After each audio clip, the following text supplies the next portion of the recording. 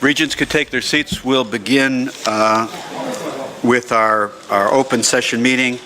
I'll defer the roll call for, well, no. You want to do that now? Yeah, let's do the roll call, and then we'll be doing the minutes and public comment. Sorry. Okay. Regents Anderson. Anguiano. Blum. Butler. Cohen. Elliott. Estelano. Here. Graves. Goober. Kiefer. Here. Kunalakis. Here. Lansing. Here. Lieb. Makarishian. Morimoto. Napolitano. Newsom. Ortiz Oakley. Park. Perez. Here. Rendon. Sherman. Suarez. Here. Thurman and Zettel. You have a quorum. All right, I'll call for adoption of the minutes of March 14th open meeting. Is there a motion for approval? So moved. Second? Second. Any objection? Minutes are approved.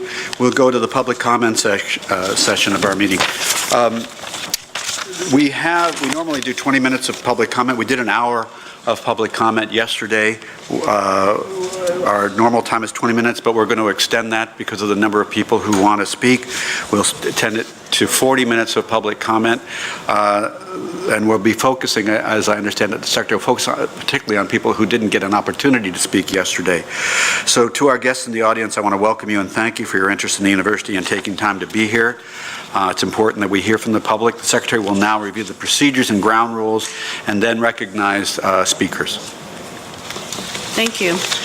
As Chair Kiefer indicated, we have 76 people signed up to speak this morning. However, I know a lot of you have pooled time to several of your colleagues, so there won't be quite 76. And I'll do my best to call on as many of you as possible. Each individual will have up to 1 minute to address the Regents.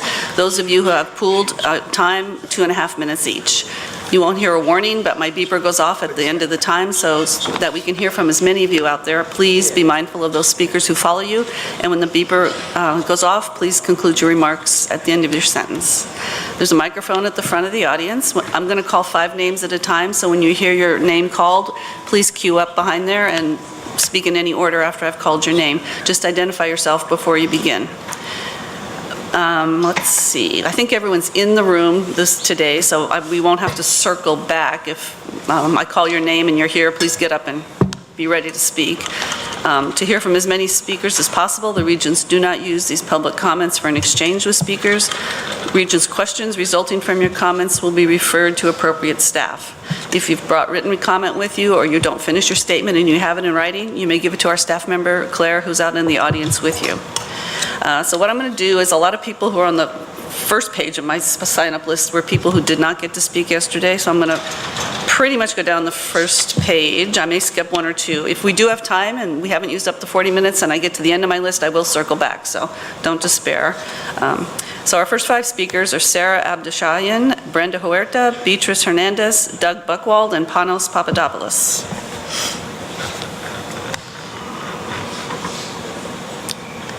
Are any of them here?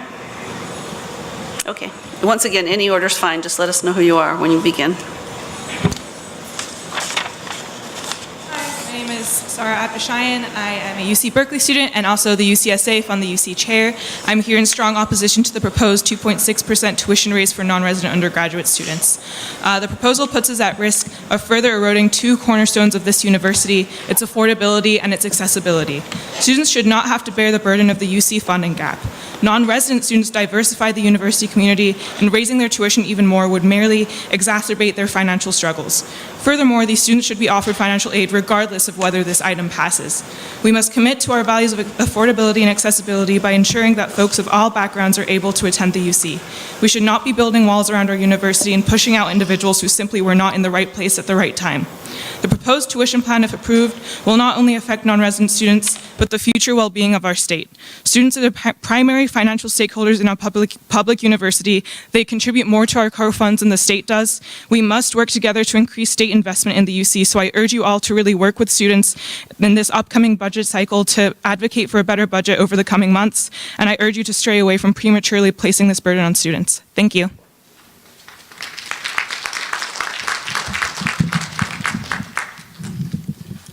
Hello, I will give my time to Jocelyn Ortiz.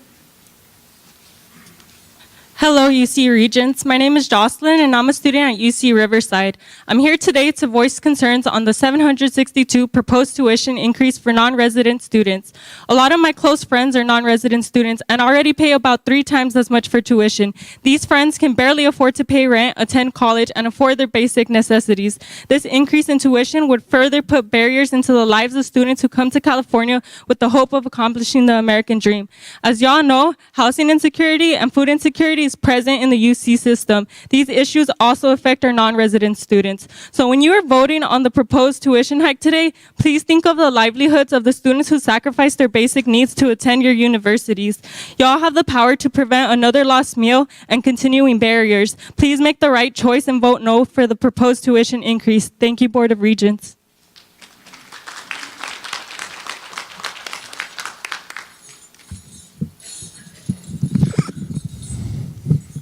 O mighty kings and kingettes of the University of California, I'm very pleased you invited me here today for your merriment and mirth. I please ask you to show lunacy towards me. Pardon me, I meant leniency. I appreciate it that you are listening so attentively. Some of you are looking at my fish. It's actually a cod piece. Every fool needs a cod piece. I picked it up at Ross this morning. Seems to be having some indigestion. Oh, look, he ate too much. It's a squid. I'm here to speak on the Up Yours project that has been scheduled to be handled at UC Berkeley. Oh, wait, I'm sorry. I misspoke. That's the Upper Hearst project. It's an honest mistake. I want to read from the EIR directly. Time. I can't do that. I'll just give you a way to get it. Google Google BerkeleyDailyPlanet.com. It has you. the shorter edition of the EIR, BerkeleyDailyPlanet.com. Thank you. Thank you. Is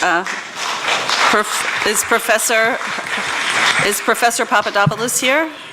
If not, I'll move on. Next, we'll hear from Tarek Zadi, Satish Rao, Dorit Hochbaum, Alice Beitel, and Sahiva Kaur. Are there people outside? No, there's nobody outside. Are any of them here? Well, I'm going to move on if they're moving. They're moving? Okay.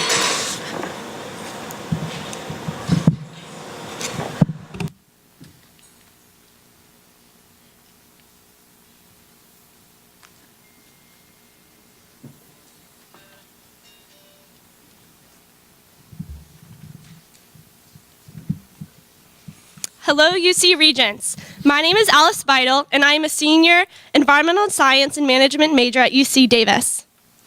And my name is Sahiba Kaur. I am a junior managerial economics major, and I'm a current ASUCD senator. And we are representatives of the student body, and as such, it is our duty to advocate for the well-being of all students. And my name is Star Beltman. I'm from UC Berkeley, and we'd like to pool our time together, please. I have just finished serving chair as the ASUCD Environmental Policy and Planning Commission.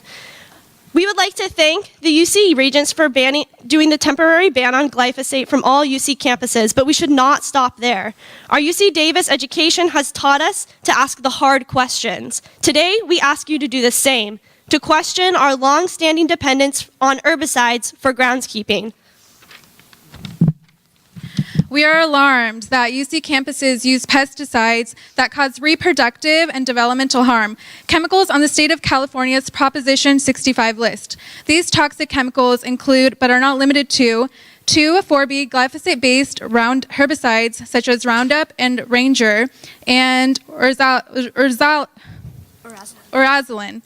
We are seeing these chemicals' harmful effects in real time as thousands of groundskeepers and community members file lawsuits against agrochemical companies and they are successful. We find it alarming that the UC system, which prides itself in its commitment to sustainability, continues to use these chemicals, putting students, workers, faculty, and visitors at risk every day. We are calling on the UC to immediately end the use of all Proposition 65 pesticides on every campus and eventually end the use of all pesticides. In the meantime, it is essential to notify students, faculty, and staff when any toxic herbicides are sprayed. The Healthy Schools Act requires that K through 12 schools publicly post an in-depth IPM plan and notify community members of any pesticide use. Universities should not be exempt from such requirements. We call on the UC to self-regulate and abide by the same policy that affects K through 12 schools. We are also aware of the recent formation of the Herbicide Task Force by the UC Office of the President. We applaud this step, but think in order to be effective, this task must include representatives of people who interact closest with herbicides, UC groundskeeping workers, and students. To our knowledge, as of this week, only one student sits on this committee, but no groundskeeping workers and no student government representatives from each UC campus. Non-toxic organic land management solutions already exist. We must enlist in some of the UC system's amazing soil scientists, sustainable agriculturalists, public health researchers, and toxicologists in crafting our policies moving forward. In fact, UC researchers are some of the leaders publishing studies finding that glyphosate and other herbicides are toxic. So let's harness our collective knowledge and put it to work. A valuable long-term solution will only be possible if everyone is at the table. Thank you. And believe me, a health and safety environment is worth the effort.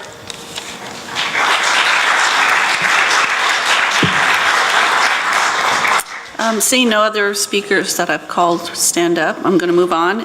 Next 5, Yuran Zhang, Drusilla Rami, Angie Chen, Salwa Megji, and Rebecca Pugh.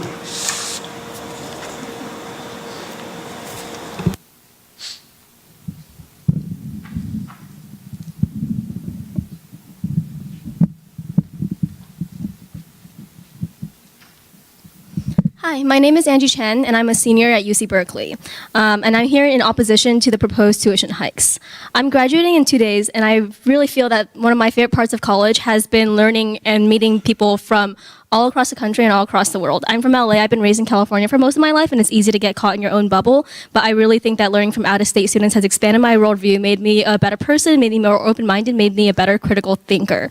And so the proposed tuition hikes don't only hurt out-of-state students, they hurt the quality of education for every single UC student, including in-state students like myself. The UC must do more to improve diversity across all its campuses, and raising tuition on non-resident students will do the exact opposite of that. We must do more to increase equitable access to higher education, keep tuition flat, and keep the UC accessible. Thank you. Thank you. I'm going to move on. Next, we'll hear from Raya Master, Patty Robertson. Several colleagues have pulled to Patty, so she'll get 2.5 minutes. Anna Whitney, Shay Strahan, and Dr. Kathleen Jordan. And I'll say that Dr. Jordan and Shay Strahan also have people pulled to them.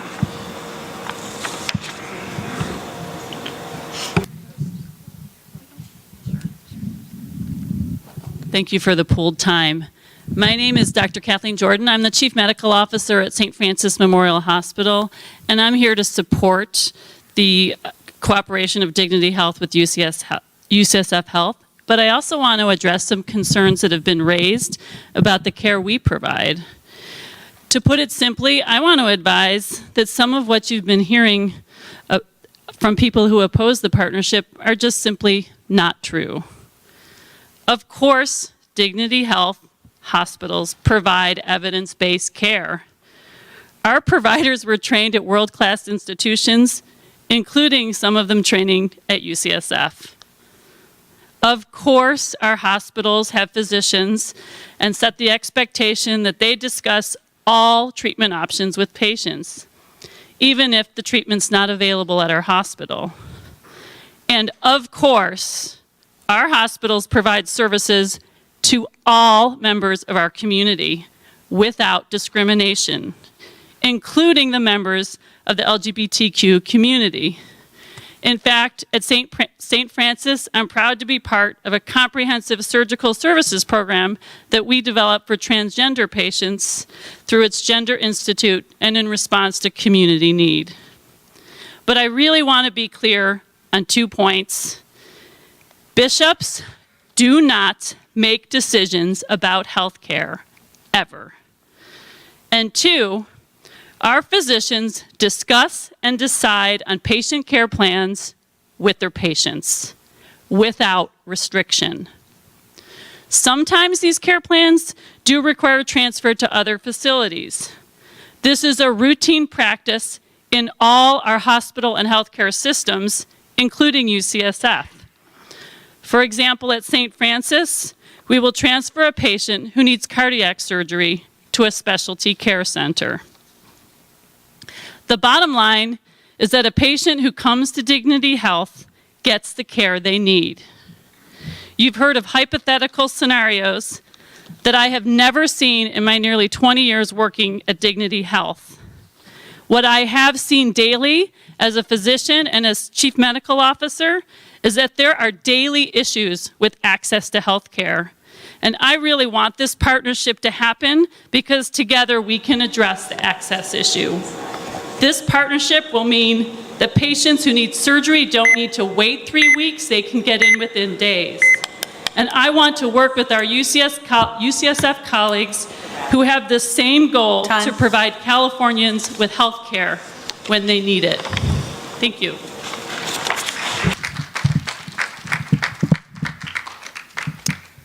Hi, my name is Lori Friedman, and I'm representing Dr. Patricia Robertson, who came both days and waited from 7 in the morning, but she had to leave to see patients. So in my effort to represent her, she left me her white coat, and I will get into character.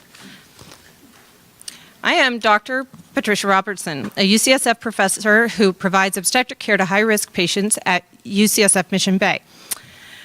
I speak today as an individual about my serious concern regarding further affiliation of UCSF with Dignity. I appreciate the complexity of our hospital bed shortage. When we are on divert in labor and delivery, I send our patients to other hospitals. It breaks my heart. However, I could not, in good conscience, transfer my patients to a Catholic system because of the restrictive care. We need to find other ways to add beds and clinics to our UCSF health system. We have built UCSF into an inclusive and compassionate health system with the best medical care in the world. Why would we now go backward so women and LGBT patients are second-class citizens by limiting the scope of their care and putting them in potentially harmful situations? Even by telling them that one specific service that they need is not available because it is a Catholic hospital, we are shaming them. We should be tearing down institutional barriers to achieve health equity and inclusion, not erecting them. I urge you to consider these specific situations, or these specific questions. Number one, do you realize how strictly Catholic directives are applied? Depends entirely on the individual bishop where the hospital is located. As a physician, my oath includes doing no harm. I cannot rely on the bishop, who the bishop will be, to assure that my patient's living will be honored in case there is a complication. A few years ago, my uncle was diagnosed with metastatic pancreatic cancer, and he had a sudden aspiration event and was on a ventilator in a Catholic hospital. I explained to his hospital team that he would never have wanted those resources spent on him in the ICU with a terminal diagnosis, and to please take out the breathing tube. Hospital team refused, so our family changed his doctor to an AIDS doctor for compassionate care. He was eventually extubated, transferred to a nursing home, and died peacefully. Do you know that physicians cannot talk about abortion in Catholic hospitals? A few years ago at a Catholic hospital in DC, an OBGYN resident rotating there saw a young woman with an unintended pregnancy. He wrote down Planned Parenthood and the phone number on a piece of paper, and the patient entered an elevator, and the nun joined her. When the nun saw what was written, she was furious. Time. Is this situation appropriate for our learners? Thank you. Thank you.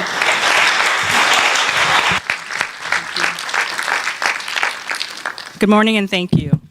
My name is Shay Strawn. I identify as Black, queer, a spouse to my wife, a parent, a leader, and I'm a member of UCSF's partnership team. I'm here to express my strong support for the proposed affiliation between UCSF and Dignity Health. My position is unique in that I've worked for both UCSF Health and Dignity Health. I chose to begin my career at Dignity Health because they had leaders who look like me, women, people of color, Black voices and faces, and leaders who are empowered to be openly LGBT. Dignity offers its services to all patients, regardless of sexual orientation or gender. They have actively expanded services for trans and non-binary communities in San Francisco, and I am challenged by the truth that Dignity facilities do not provide certain services to women and trans persons. But it is also why I believe in the proposed affiliation. It will create access for UCSF, Dignity, and Bay Area patients where it previously did not exist. I'd like to share one example of this on behalf of a UCSF staff, patient, and parent who wishes to be anonymous. Dear Regents, I want to express the urgent need for UCSF and Dignity Health to come together to expand adolescent psychiatric care in San Francisco. On March 10, 2017, I received the call that no parent should ever have to receive. It was my son's middle school principal who was running as she spoke. My sweet, beautiful son had raced out the door that morning, heading for the bridge. He had left a suicide note. It was the most wrenching note I'd ever hoped to read, in which he thanked me personally and said goodbye to the world. Fortunately, they stopped him. My son was a UCSF patient. UCSF could not take him. There was no room at Dignity Health. There was no room in Sacramento. There was no room in the East Bay. That night, I called my supervisor and my team to tell them that as of that moment, I was taking a leave of absence. I was able to do that, and my son is alive today, but others are not that lucky. We desperately need more adolescent psych beds in San Francisco, and this affiliation will create them. Dignity and UCSF share a lot of common values, including a commitment to serve the community and the vulnerable. Where our values differ, this is an opportunity for UCSF Health, as a national leader in clinical care, to continue to lead the dialogue to create positive and incremental changes in the standard of care across all communities served. Thank you. Thank you. Before I move on, I just want to make sure Anna Whitney's not here. Okay.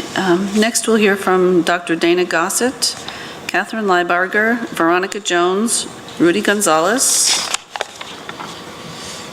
and Madeline Peterson, and all of them have colleagues who have pooled, so all of these 5 speakers will have 2.5 minutes.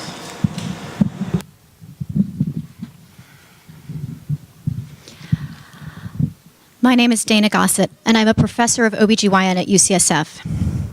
I'm speaking today because I feel so strongly about what UCSF and what you need to do in order to best serve our community. I am passionately pro-choice. I have provided abortions for over 20 years. I am passionate about the rights and dignity of our LGBTQ and trans communities. It is because I feel so strongly about the need to expand access to reproductive care and care for sexual and gender minorities that I urge you, I beg you, to approve the affiliation between UCSF and Dignity. There were impassioned speakers yesterday who told heart-wrenching stories. Most of those stories had no relevance to this deal. So let's talk in practical terms. What does this mean? Currently at UCSF, we have 1 doctor who provides primary care to transgender patients. The wait time to see her is 4 months. We do not have a gender affirmation program at UCSF. As you've already heard, St. Francis has a busy gender affirmation surgery program. They have agreed through this affiliation to help support the growth of our primary care practice, including support of a social worker and recruitment of more doctors to improve timely and comprehensive care for this marginalized group. Our UCSF surgeons are eager to gain more experience with gender-affirming procedures and want to partner with St. Francis to expand access to these surgeries. That's real. That's a concrete, specific, and real example of change that would occur. What about the description of a woman who breaks her water early and is faced with a terrible choice about terminating her pregnancy? Right now, if she comes to St. Mary's or St. Francis, they don't have OBGYNs who would be able to care for her. But with the affiliation, we would actually have OBGYN physicians in an obstetric service at St. Francis who could provide her the evidence-based counseling she deserves so that she understands her choices. If she was sick, Let's be clear, she would be immediately provided with an abortion because that's what the bottom line is at Dignity. They care for the patient in front of them. If she wasn't sick, wasn't infected, then she would be counseled about her choices, either to continue the pregnancy knowing the chances for a healthy baby were small, or to terminate the pregnancy. And in either of those choices, she would be brought to the tertiary women's hospital at Mission Bay, because this is the place where we have the high-risk obstetrics and neonatology to care for her if she chooses to continue, and the expert family planning physicians who can perform second trimester abortions if she chose not to. The most important point I want to make is that the care would be delivered, it would be additive. Nothing is being taken away from UCSF. What I and my colleagues do daily at UCSF will not change. The difference is our ability to reach a larger group of patients to provide that same care and counsel. If the deal is not approved by the regents, then my department, as well as all clinical departments, will proactively begin to cap access so that we are not over capacity. That is bad for California. Thank you.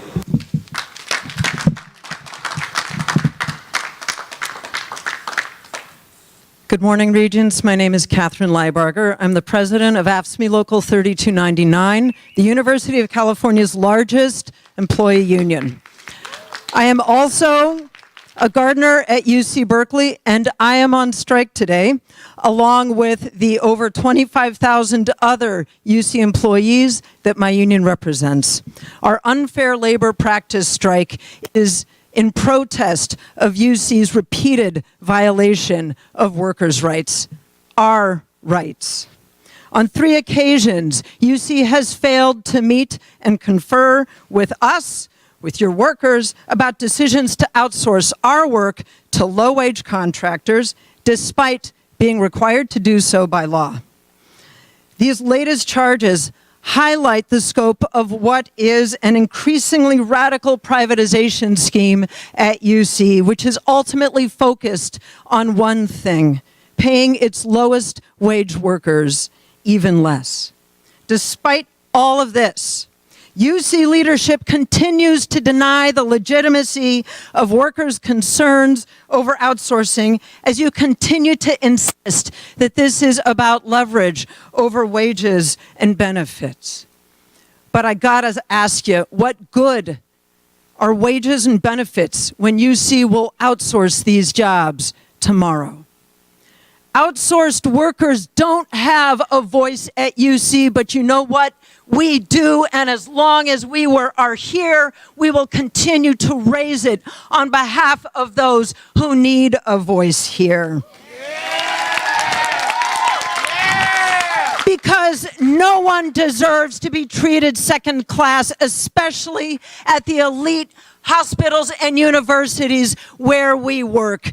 Let me be clear, this is about something much more fundamental than wages and benefits. This is about protecting middle-class jobs in California. Today, we're standing up to UC's serial lawbreaking because neither our patients, our students, our families, or our communities are well served by a publicly financed race to the bottom. The California public wants a middle class. Stop the illegal outsourcing now. Stand with California's middle class.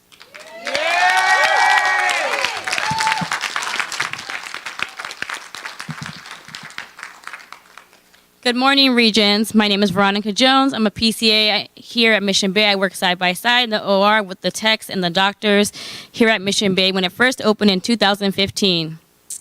I want to tell you what it looks like here at UCSF in the inside, which you don't see. In my department, on an average day, half of our techs are outsourced by staffing firms, as is MGA, and the same, it goes for the sterile processing department, the hospitality, the EVS, the surgical techs, the PCAs, and the HUS too.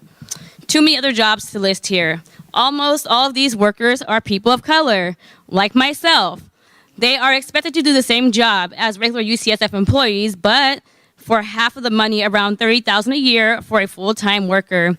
They get no health insurance, no retirement, no benefits, and have no voice in the job. As career workers do our best to train them side by side. But these workers aren't familiar with the hospital, which produces consistent problems with our cross-contamination units and preventable patient infections. It's not their fault. UC has been so determined to pay its workers less. It's willing to accept these entirely preventable risks for patients, career workers like me.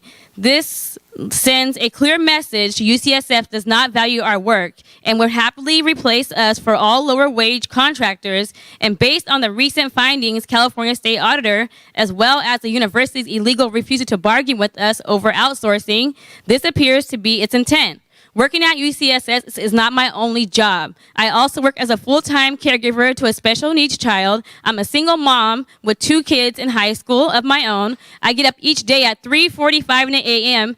and return to home about 9 p.m. just to be able to put food on my table and a roof over my kids' head. I wonder how many of you know what that's like. But guess what?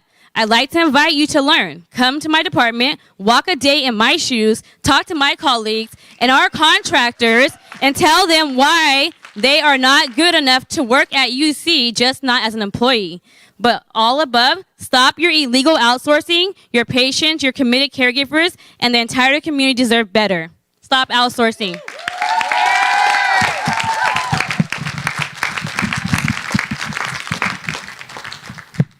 Good morning, Lieutenant Governor and distinguished members of the Regents. My name is Rudy Gonzalez, and I'm the Executive Director of the San Francisco Labor Council. That means we're the local AFL-CIO.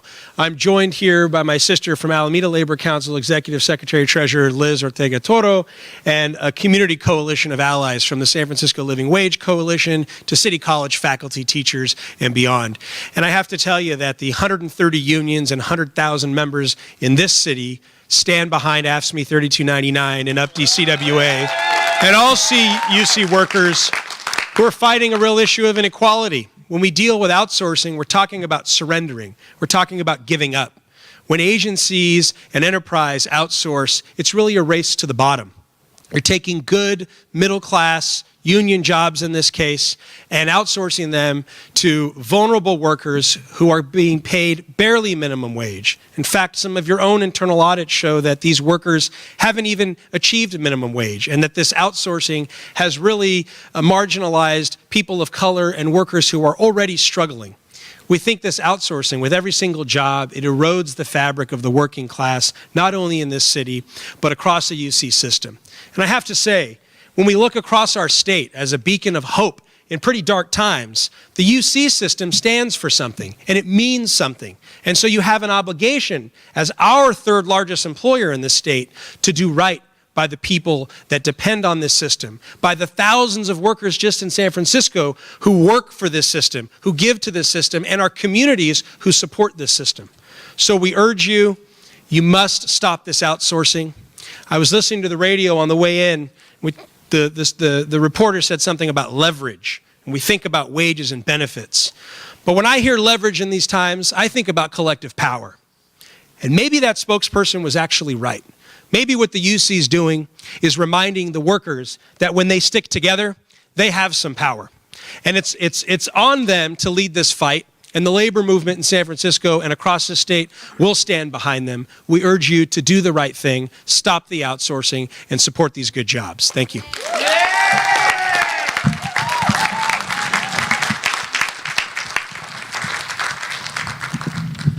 Good morning, and thank you for your time.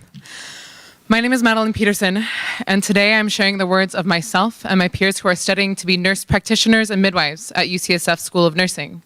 We are here in strong opposition to the UCSF Dignity Partnership. My classmates and I chose to come to UCSF for its commitment to equity and ending racial health disparities.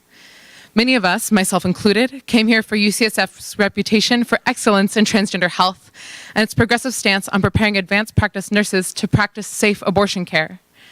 We arrived here a year ago, proud to be shaped by UCSF's values. Today we come to you betrayed, angry, and afraid for our patients. In our first quarter here, we studied the American Nursing Association's Code of Ethics, which holds that, quote, the nurse promotes, advocates for, and protects the rights, health, and safety of the patient. Dignity Health just months ago merged with Catholic Health Initiatives. The Dignity Health that you all know and have worked with no longer exists and is under radical transformation. By transferring our patients to St. Francis and St. Mary's, we would be placing vulnerable patients at increased risks by delaying their access to necessary reproductive health care. Why would we subject our patients to yet another referral process? We know that adding even one more barrier to accessing care, especially for services that are stigmatized and even banned at CHI hospitals, can cause critical delays.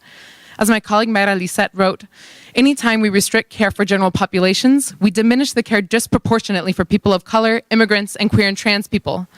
As students and providers in the UC system, we will continue to create healthcare disparities if we are expected to train and work at Dignity CHI facilities.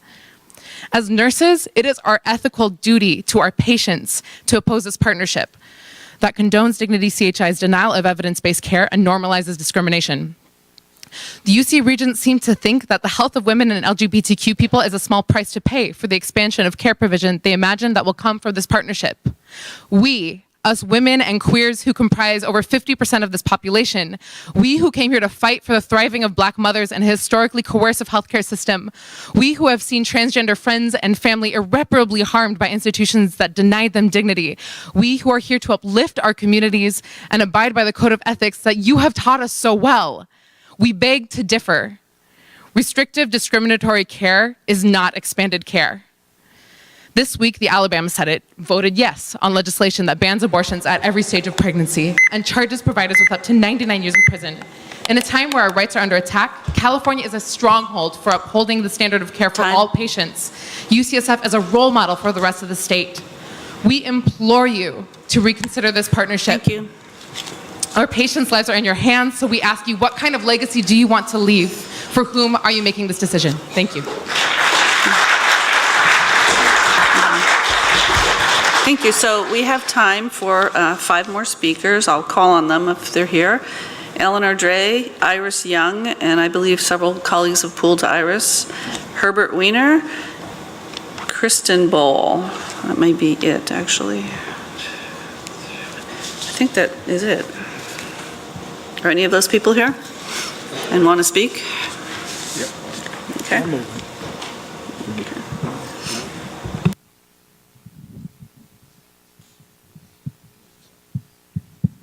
Hi, this is Kristen Bowl. I'm ceding my space to Dr. Theosadopoulos. Thank you. Thank you, President Napolitano, Lieutenant Governor, Regents. Thank you for your time today. My name is Philip Theodosopoulos, and I'm a professor and vice chairman of the Department of Neurological Surgery at UCSF, a department we're very proud of for being one of the busiest in the country, consistently ranked within the top 3 in the nation, and the #1 in NIH funding for pretty much ever, having translated that into countless patients' benefits around the world. We stand united with all of our colleagues in requesting and demanding a safe and respectful environment to practice, and I'm heartened by what I have heard over the past 2 days of testimony here. However, we do face a very real and to some degree tragic lack of resources at UCSF, which sees patients with deadly diagnoses such as intracranial hemorrhages and malignant brain tumors unable to transfer over to us for definitive care and having to be stranded in other hospitals around the state. And we believe that the affiliation with Dignity is a very good right step in the right direction to allow for us to not only maintain and strengthen the relationships and the trust that we have from so many good patients of this great state of California and referring doctors from all over, but also to be able to bring this department and this university forward in caring for our patients, whose voice, unfortunately, has remained silent in this room over these 2 days, for which we are very deeply concerned. Thank you for your time.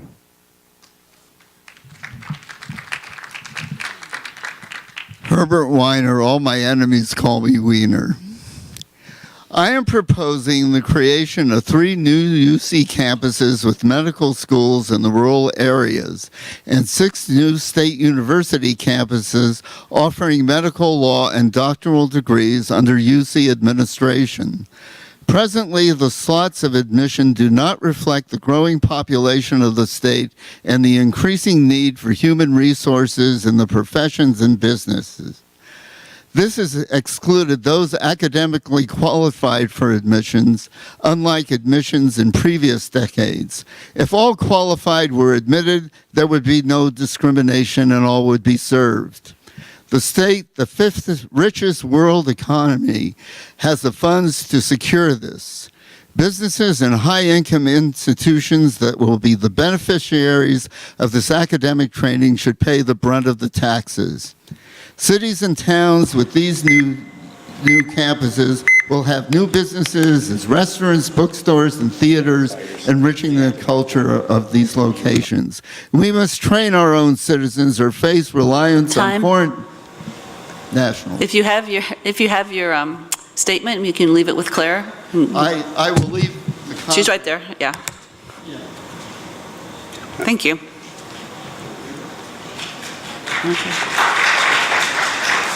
Okay, did I call your names earlier? Oh, okay. Iris Young. We have Great. Peoplesworth.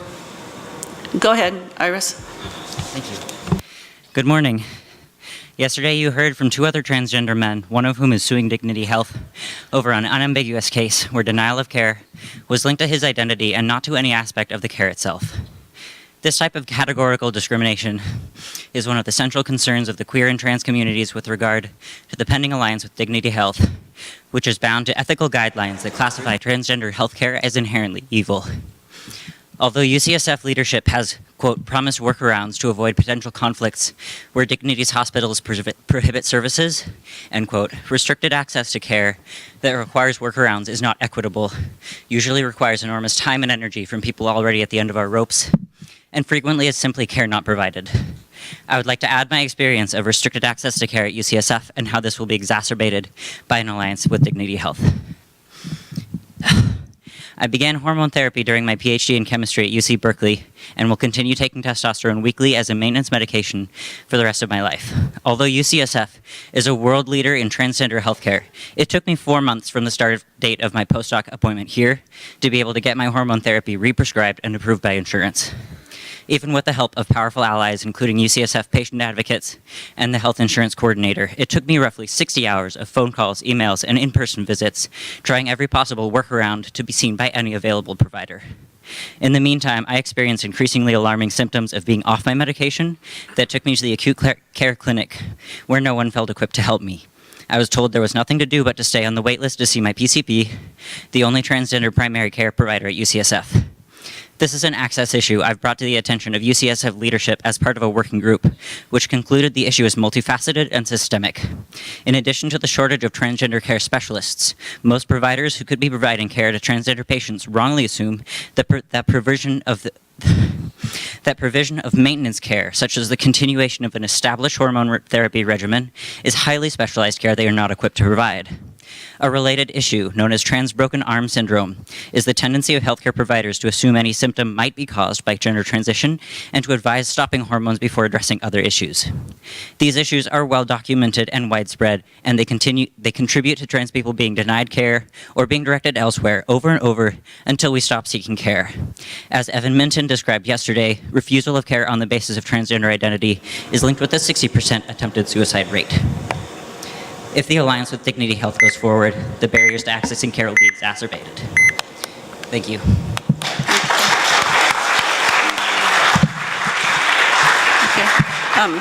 And did I previously call your name? So I spoke for Patty Robertson, who had to go to take care of patients, and now Eleanor Dry has ceded her time to me, Lori Friedman. Say it again? I didn't hear. All right, 1 minute. 1 minute, And okay. that's the last speaker then, right? So my name is Lori Friedman. I am an associate professor in the Department of Obstetrics, Gynecology, and Reproductive Sciences here at UCSF. And I've often heard supporters of the affiliation say we cannot let this issue be derailed by just one issue. Some might see this care, OBGYN care, family planning, miscarriage management, like just one issue, but I strongly disagree. It's so much bigger than that. We're talking about creating institutional ties that cement structures of oppression locally within our city, structures that have historically been used to keep women and LGBT people from participating equally in the public sphere.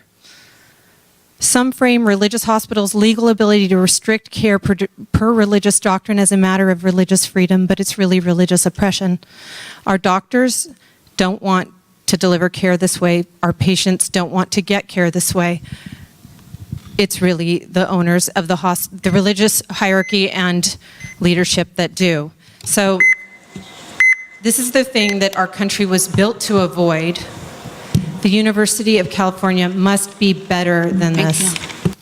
These are the moments when you, as the trustee of the people, the students, the trainees, and the residents of California, make our values lived values, not hollow ones.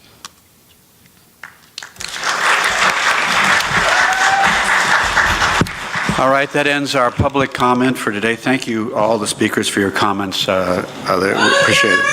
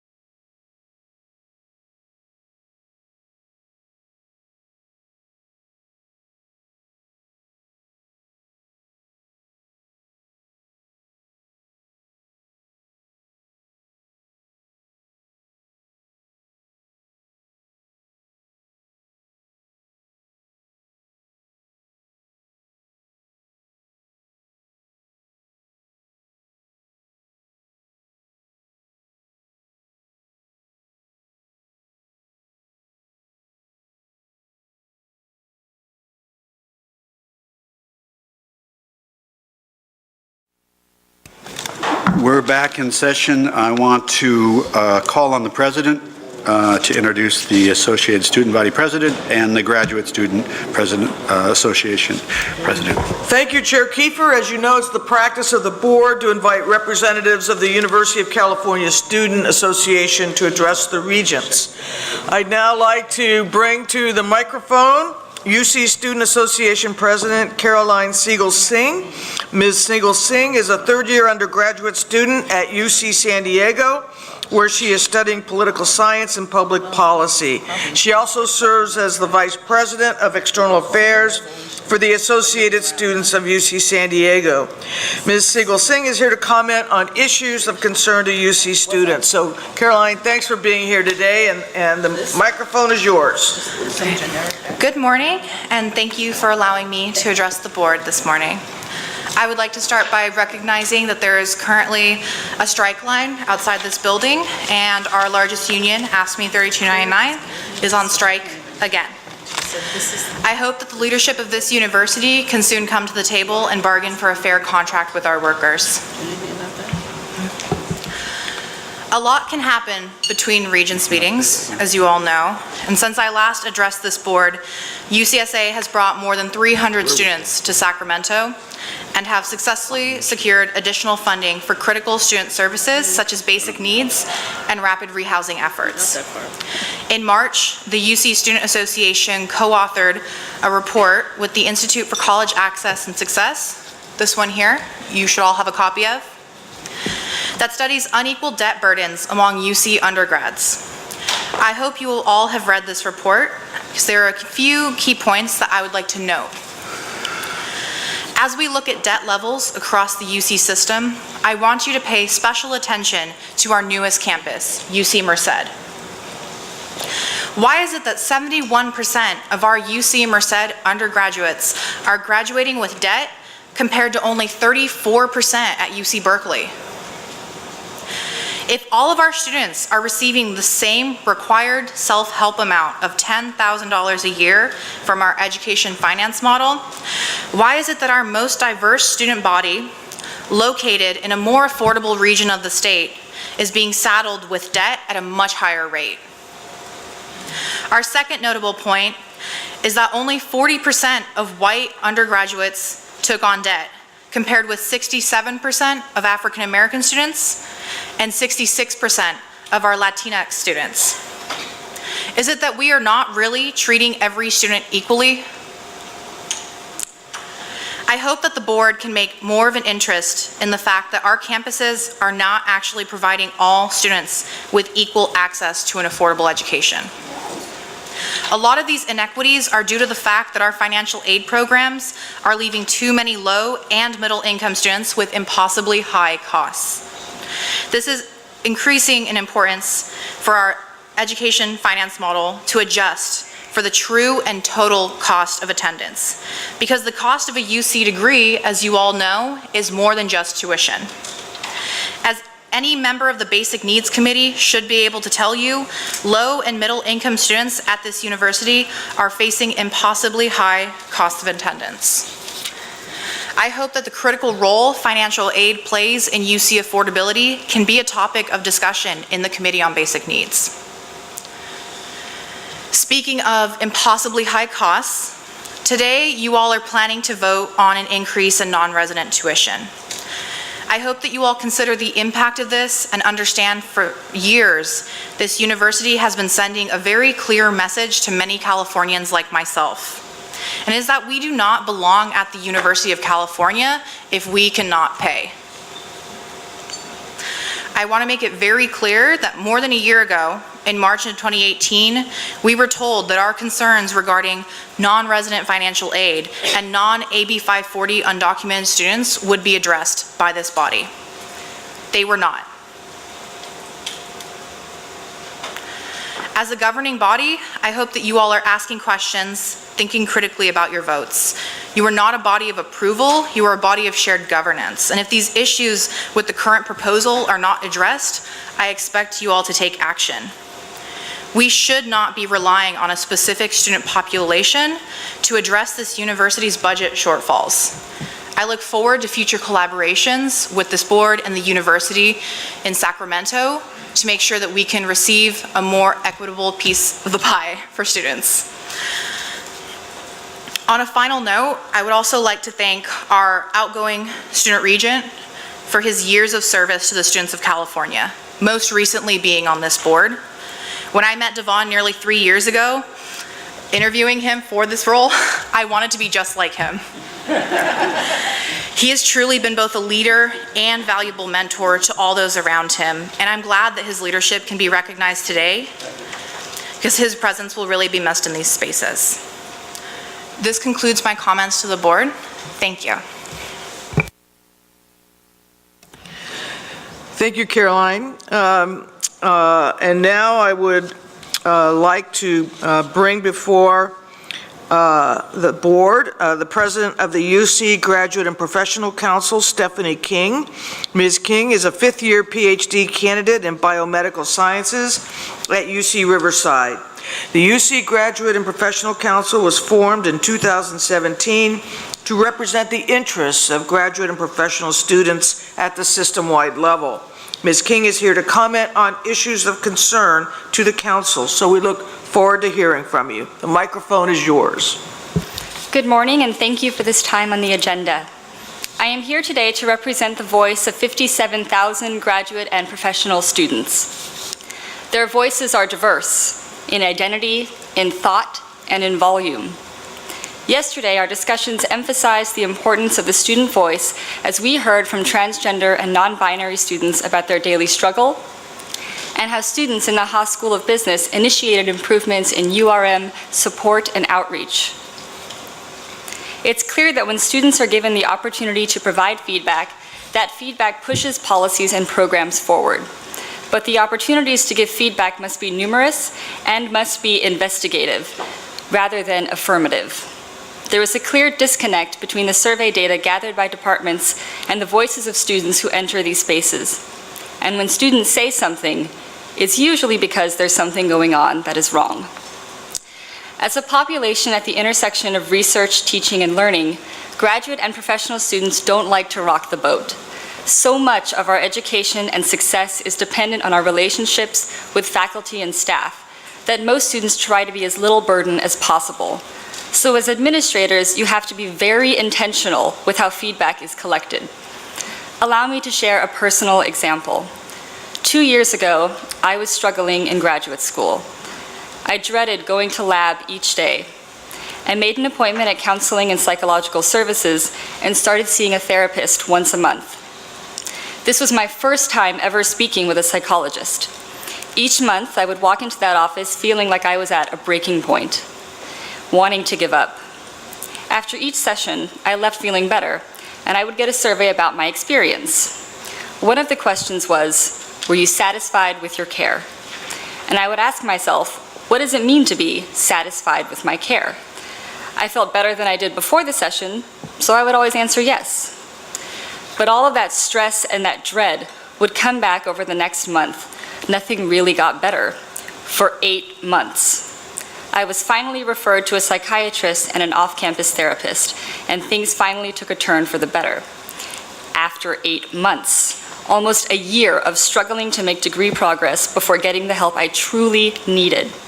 I reflected back to those surveys and that question, were you satisfied with your care? It's easy to see how that question did not capture the reality of the situation, that the care I was receiving did not address what I needed long-term. The questions we ask students are influential to the feedback we receive. Questions that ask us about our feelings are important as they matter. However, if the questions that are intended to give administrators a sense of how their programs can improve, then these questions need to elicit feedback that articulates the shortcomings and possible improvements. If we only ask about feelings, we can't change the programs, institutions, and conditions that affect student success long-term. For this reason, I ask that students be active participants and advisors when administrators begin to develop these mechanisms for feedback on student services such as CAPS and basic needs resources. As administrators and student leaders, we share the goal of providing services to students that meet their needs. So we too should share the burden of finding ways to accomplish this goal. Getting this feedback is easier than you might think. However, given that the relationships we have with our advisors can make or break our careers after graduation, and that non-justifiable retaliation is rampant in college departments, the survey instruments need to provide for greater anonymity so that students feel comfortable and safe to be honest. Those of us who are tasked with representing students are in a privileged position to create safe spaces for students. I implore administrators to please consider partnering with your campus student associations when preparing, administering, and analyzing assessments of student services, no matter how big or how small. We must be honest and critical of our existing services to make real progress, and students have the experience to provide this information. We only need to ask the right question. This is my final meeting in my capacity as UCGPC president. So as a parting thought, I just wanted to share that UC Riverside rules. This concludes my remarks. Thank you. Thank you, and thank you for your participation in our meetings during your presidency. Mr. Chair, is it appropriate to enter Kim Wilcox's laugh into the record? I think it was entered long ago.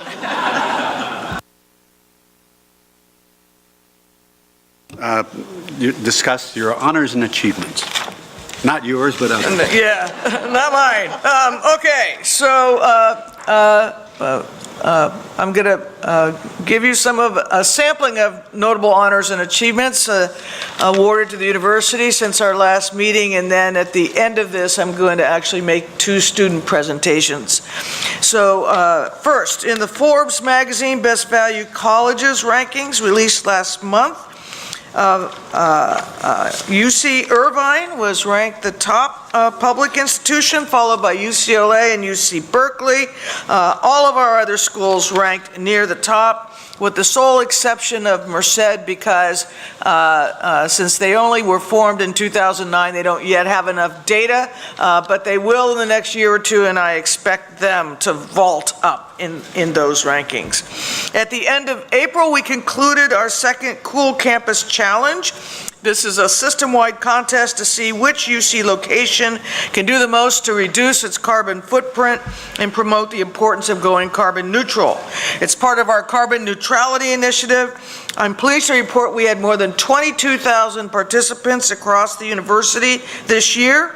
Their combined actions reduced more than 10,000 metric tons of greenhouse gases, the equivalent of taking 2,200 cars off the road for a year. And although we all win with this kind of collective effort, UC Berkeley gets the bragging rights of taking home the crown of the coolest UC campus, followed closely by UCLA and UC Irvine. Congrats to everyone. We'll keep that momentum going. Last week, we held the 5th annual Grad Slam, an amazing showcase of graduate research at the university. This year's winner was Katie Murphy, a PhD candidate in the plant biology graduate group at UC Davis. Known as the Corn Queen, Katie's research illuminates what the stress resistance of corn might teach us in the quest to feed a growing world population. The research in that of her and of the other 9 finalists was really awe-inspiring, and Regent Perez was an awe-inspiring judge of the competition. So congratulations to Katie and all the Grad Slam finalists. And now for a few honors recognizing outstanding scholarship. Last month, 18 members of the UC faculty were elected to the National Academy of Sciences, one of the highest honors a UC scientist can achieve. These new members come from 8 UC campuses, and they bring our total number of Academy members to 634. Notably, across the Academy, 40% of the scientists elected this year are women, the most women elected to the National Academy in any one year to date. Meanwhile, 17 UC scholars won 2019 Guggenheim Fellowships. These prestigious grants awarded to those demonstrating exceptional scholarship or creative ability in the arts. 5 are from Berkeley, 2 from Davis, 4 from UCLA, 1 from Irvine, 2 from Santa Barbara, 3 from San Diego. With this year's class, a total of almost 1,700 UC scholars have been awarded Guggenheim Fellowships since the award was established. 1 university professor and 3 UC alumni were also awarded Pulitzer Prizes this year. UC Santa Barbara professor Jeffrey Stewart was recognized for his definitive biography of philosopher and educator Alan Locke. And editorial cartoonist Darren Bell, an alumnus of Berkeley and the Daily Californian, won recognition for his Washington Post syndicated editorial cartoons. With his award, Bell becomes the first African American to win a Pulitzer in the editorial cartooning category. And 2 alums of the UC Berkeley Graduate School of Journalism, Stephen Hobbs and Alexander Berzon, also won Pulitzers for their journalism. And the last academic honor I want to call attention to is the John Bates Clark Medal, one of the most prestigious awards in the field of economics. In fact, it's widely viewed as second in prestige only to the Nobel Prize in Economic Sciences. This year, that award went to UC Berkeley macroeconomist Emi Nakamura. So we want to congratulate all these scholars and members of the UC family. They make us also very proud. Turning to milestones, we mark today, this is the last Regents meeting for several advisors to the board. I want to recognize our student advisor, Edward Huang, for his thoughtful contributions and service to the board. I also want to thank staff advisor Sherry Main for her commitment to serving on behalf of the exceptional staff across UC who work so hard every day to keep this university moving forward. Thank you, Sherry. This is also the last Regents meeting for our alumni Regents. Regents Anderson and Morimoto served on the board for the last 2 years. They put in untold amounts of volunteer time to attend meetings and events, talk to alumni, and advocate and support the university. We are so very grateful for your service. And I'd like to recognize Student Regent Devon Graves for his principled efforts, hard work, and dedication to serving the university, and especially to pushing the university forward for the benefit of his fellow students. Thank you, Devon. Let's give all of these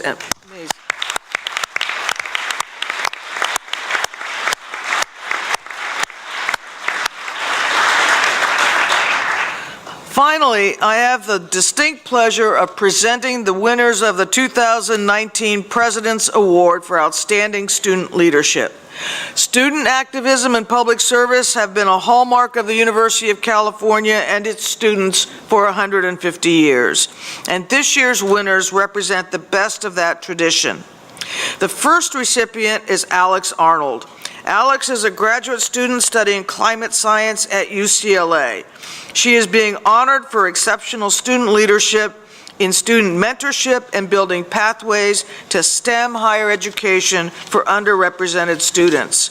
Alex has been instrumental in the creation of environmental justice and First Nations and developed an inclusive academic collaboration with Navajo Technical University. She's also taken an active role in UCLA's Center for Diverse Leadership in Science, as well as the Organization for Cultural Diversity in Science at UCLA. Chancellor Block, will you please escort Alex to the speaker's table?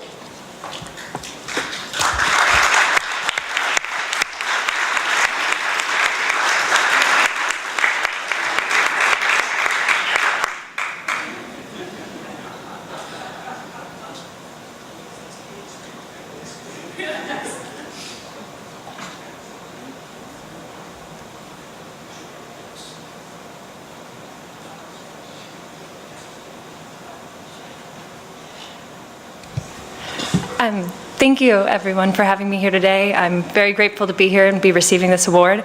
I just want to acknowledge that this was a very collaborative effort, and I want to thank the students, staff, and faculty at UCLA, NTU, the Center for Diverse Leadership in Science, and my advisor, Aradhana Tripathi, who has encouraged me and supported me in my growth, not only as a scientist, but as an agent of change. So thank you so much. I appreciate it.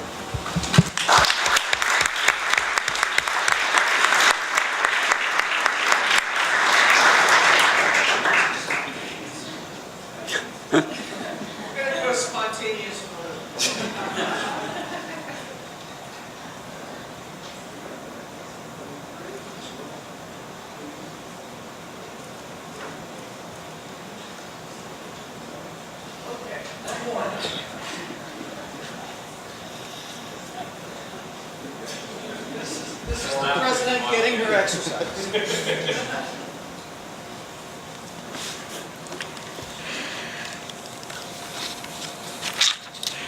Our second recipient is Enid Partika. Enid is an undergraduate majoring in environmental sciences, environmental systems at UC San Diego.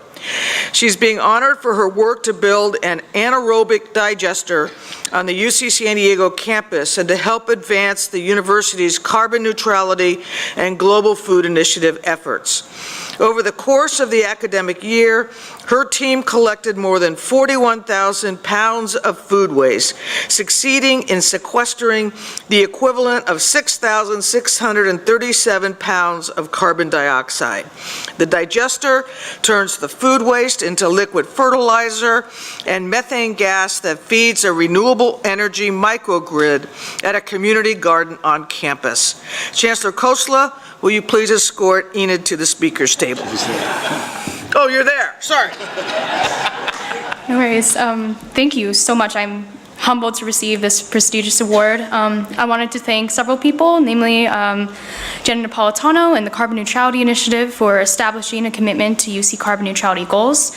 I also wanted to thank you as well, Pradeep Khosla, for creating the campus environment conducive to student learning and entrepreneurship.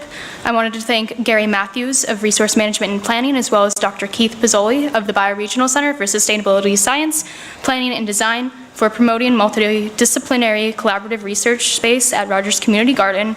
I also wanted to thank Zachary Osborne, Student Community Engagement Specialist through the Bioregional Center, for being an integral part of connecting me and many other students to university resources. So thank you very much.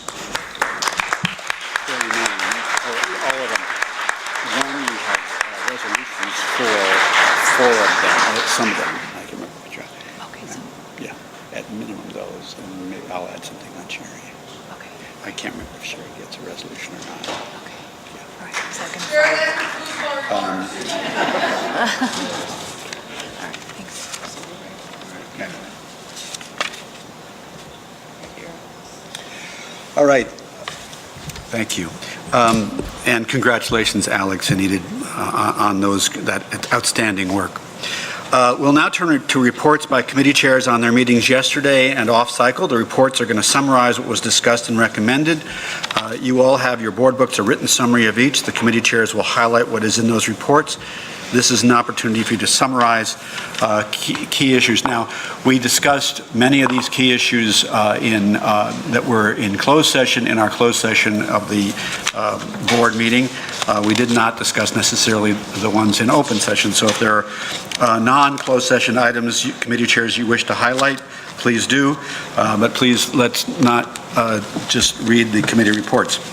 Let me begin by calling on Regent Perez for the Academic and Student Affairs Committee. Thanks. We had a few action items and one very meaningful discussion item.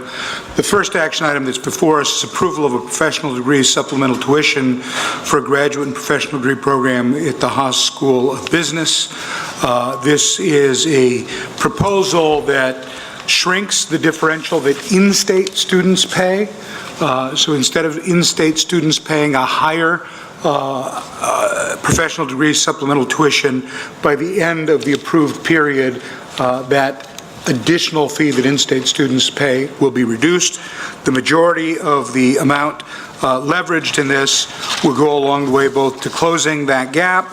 Also, the committee members appreciated the fact that the changes to the program emphasized the importance of having the administration assume many of the tasks that students have been engaged in with respect to increasing the number of in-state students enrolled within the program, including a very important 3+2 program that promises to change the composition of the program at Haas. So that is the first item before us. The second was an establishment of a 7th undergraduate college on the UC San Diego campus. As you know, The campus has previously had 6 colleges. The proposal is to have 7 before us now and ultimately get to 8 campuses. It allows them to move forward on their plans to maintain residential campuses at or below the 4,000 student enrollment level. The theme of the 7th campus, or 7th college on campus, will be a changing planet. This was very popularly received by the committee. I should go back and note that on the previous item, there was 1 no vote. The committee approved the item with 1 no vote. On this item, there were no no votes registered. Third is designation of a natural reserve system partnership at Point Reyes Field Station, at the Lassen Field Station as well. The item is before you in board books. And then we had an accountability sub-report on diversity in UC Health Sciences. While we received the report, there were several concerns about lack of progress in a variety of areas, and we've continued this item until the next committee to engage in more of the accountability portion of the accountability report discussion. And lastly, we had a panel on student experience with respect to transgender and non-binary students. I invite the full board to either go back and watch the presentation or at least to read a full summary. It was a very meaningful conversation from students, and there were several action items that we looked to address in the short term where we think we have an ability to improve the experience of our transgender and non-binary students. That is the committee report. I move its adoption. Is there a second? Second. Yeah, that's this report. Any objection? Say no. Say objection. Is that an objection over there, Devon? A no vote. And Lieutenant Governor. Yeah, And I'm a no Lieutenant vote. Governor voting no on the report. Can I, are you asking for a division of the question to record a no vote on a specific item or a no vote on the entire report? If you can divide them, I'm a no vote on the Haas tuition increase. All right, and the same thing with Regent Gray. So if it meets with the chair's approval, I'd like to move to reconsider the action just taken and strike it. Is there an objection? I hear a motion, second objection to reconsidering. We'll reconsider the item. Then I would like to move approval of the committee report with the exception of item 1. And I will take item 1 as a separate item. I then move the balance of the committee report. We'll accept that. Any objection to this process? Fine. We'll go to a... So that's approved, correct. Okay, now I move approval of item 1, the PTSD increase for the Haas School. Second. No. All right. The motion carries. And that's 2 noes, correct? Yeah, okay. Thank you. All right, and that was the only question. All right, otherwise, on the main motion? On the main motion, I had already made the motion. I thought it was taken by unanimous consent. Yeah, well, before it was, yeah. No, the second time. Okay. But all right, any objection on the main motion then? Approved. Regent Elliott, compliance and audit. I know there were no action items, but your committee report. Yes, I'll be brief. We had 2 items for discussion. One was an update on the internal audit activities report. We heard briefly, or for a bit, about the system-wide audit of the university's admissions practices. We will have an update on that at the next meeting, but that is underway, and we hope to gain some valuable information coming out of that.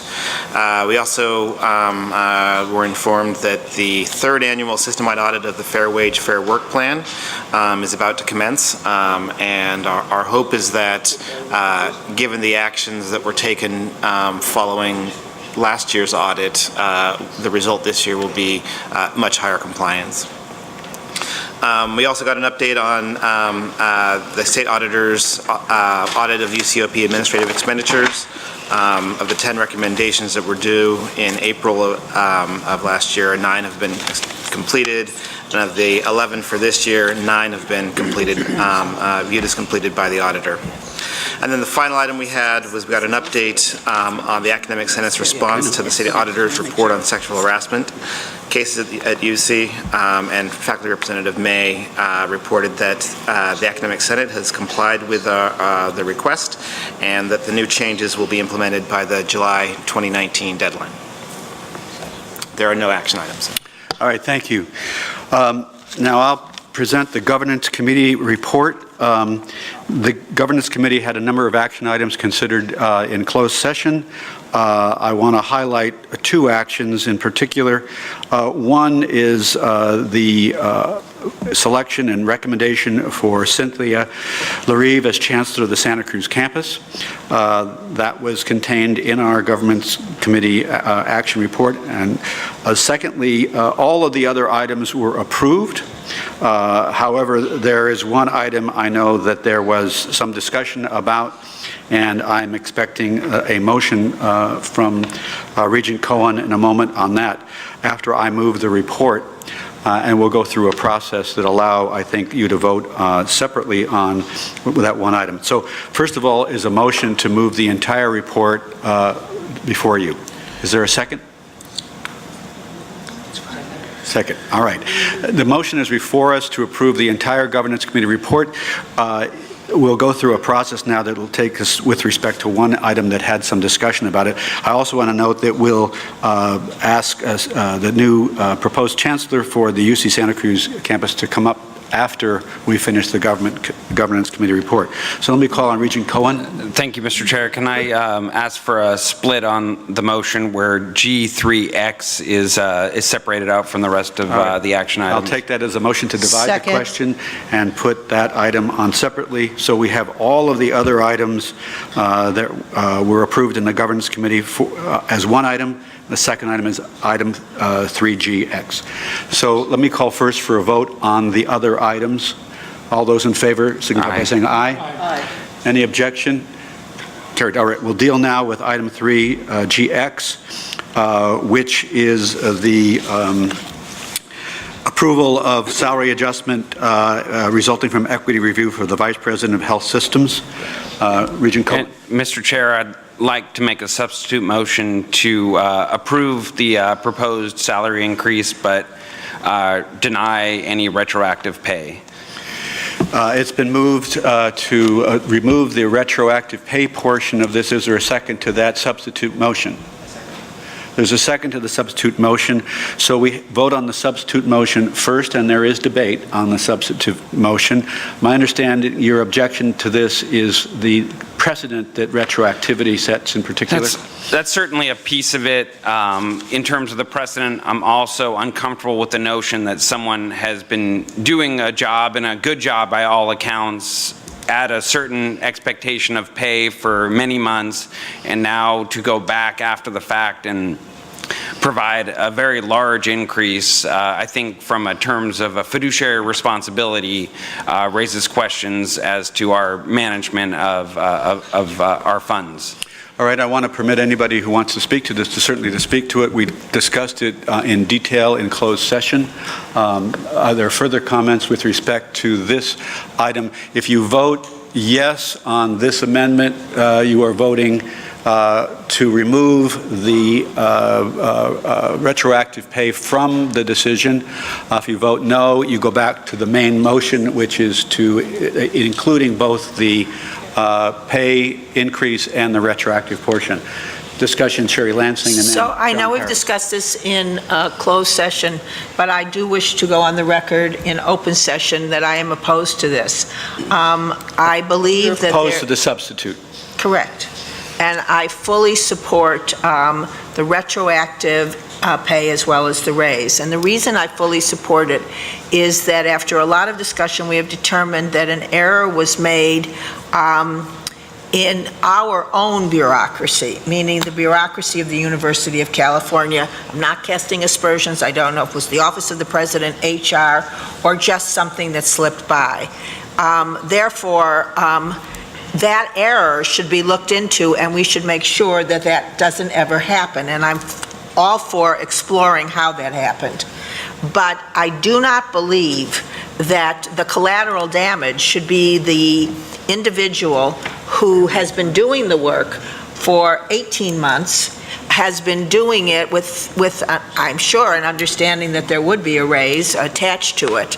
And I believe that we made, and I say we, I mean the general we, the University of California made an error, and we made an error, and therefore the just thing to do, and I'm happy with any president that does that, is to correct the error and to pay the individual what they deserve for the work that they were doing the 18 months prior to that, and continue to pay them. This is an individual that we have discussed who's doing a superb job by all accounts, and even my healthy disagreement with Regent Cohn agrees that this individual, it has nothing to do with that. So I believe a precedent of correcting any injustice that was done to anybody who is not paid what they are supposed to be paid for a job should be corrected. And in this case, it's particularly galling to me because it's a woman. And we have precedents of correcting injustice before. So I am opposed to this and fully support the original motion of the deserved backed pay as well as the deserved moving forward. All right, are there further comments on the substitute motion?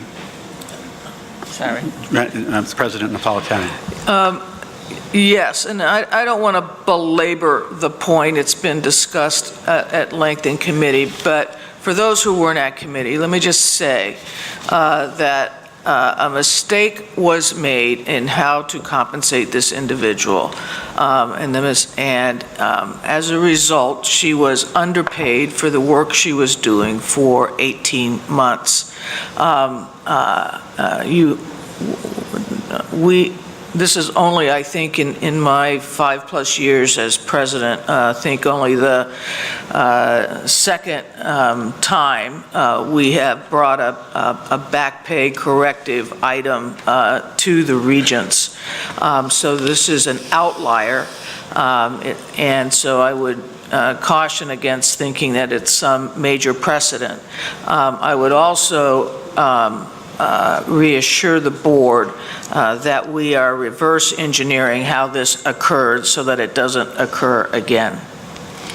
All right, so other comments on the substitute motion? Yes, Regent Scherz. I agree with Regent Lansing. I think at the end of the day, a mistake was made. We have to own up to the fact that a mistake was made, and this woman did the work. She's owed the money.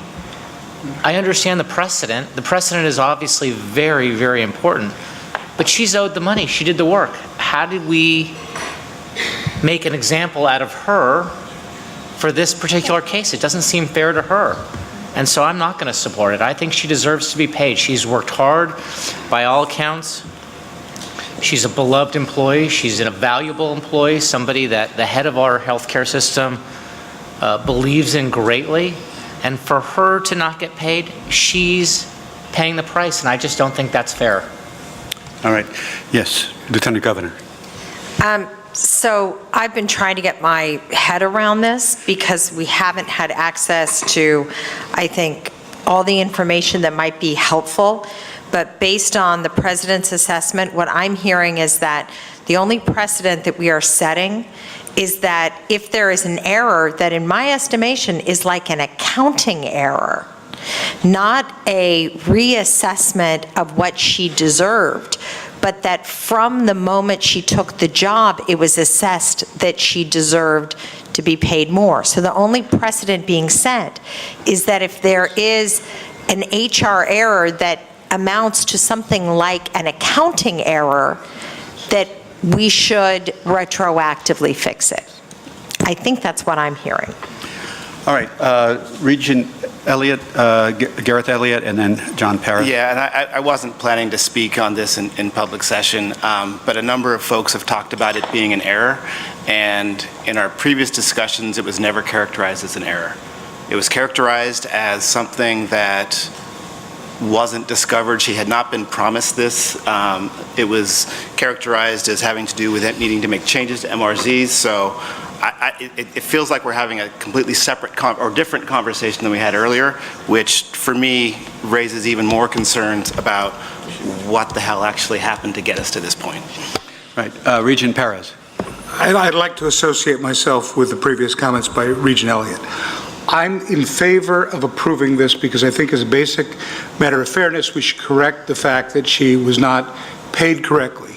I do have issue that it took us so long to uncover it and to bring it forward, but this is not a technical error.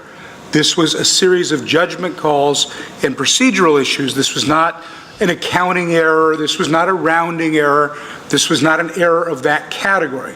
That said, it is something that needs corrective action, and despite my discomfort with certain elements of how we've gotten here, I'm supportive of taking the corrective action.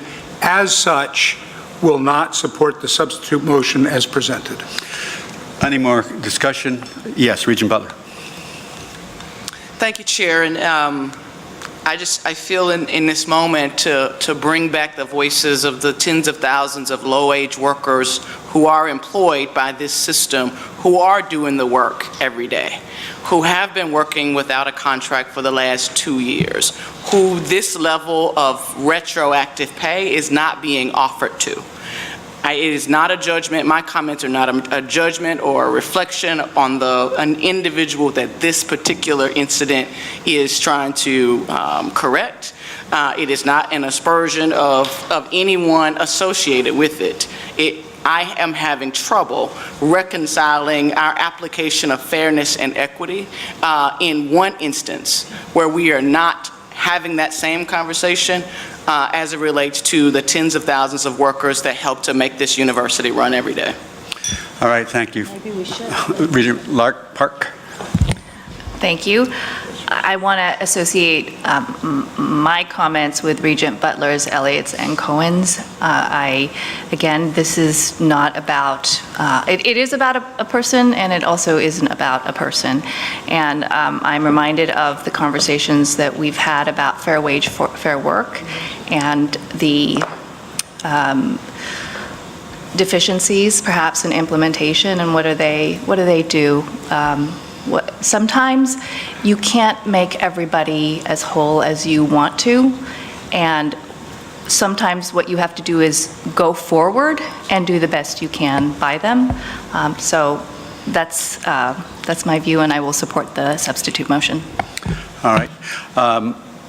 I will be voting against the substitute motions for the regions presented by Regent Shuras and Lansing in particular. I think I recognize the message being sent on this for the future. I would urge a no vote on the amendment, substitute motion, excuse me. So all those in favor, raise your hands. Can we do a voice vote? I can't count. I'd rather have voice. All right, you rather have a roll? Either roll or voice. I can't. All those in favor? Can we just do a roll call? All right, roll call vote, please. This is on the substitute motion. This is on the substitute motion to take out the retroactive Take out the pay. retroactivity. No. No for Anderson. Anguiano? Yes. Blum? No. Butler? Butler? No, wait, no, go back to Blum. Regent Blum, what is your vote?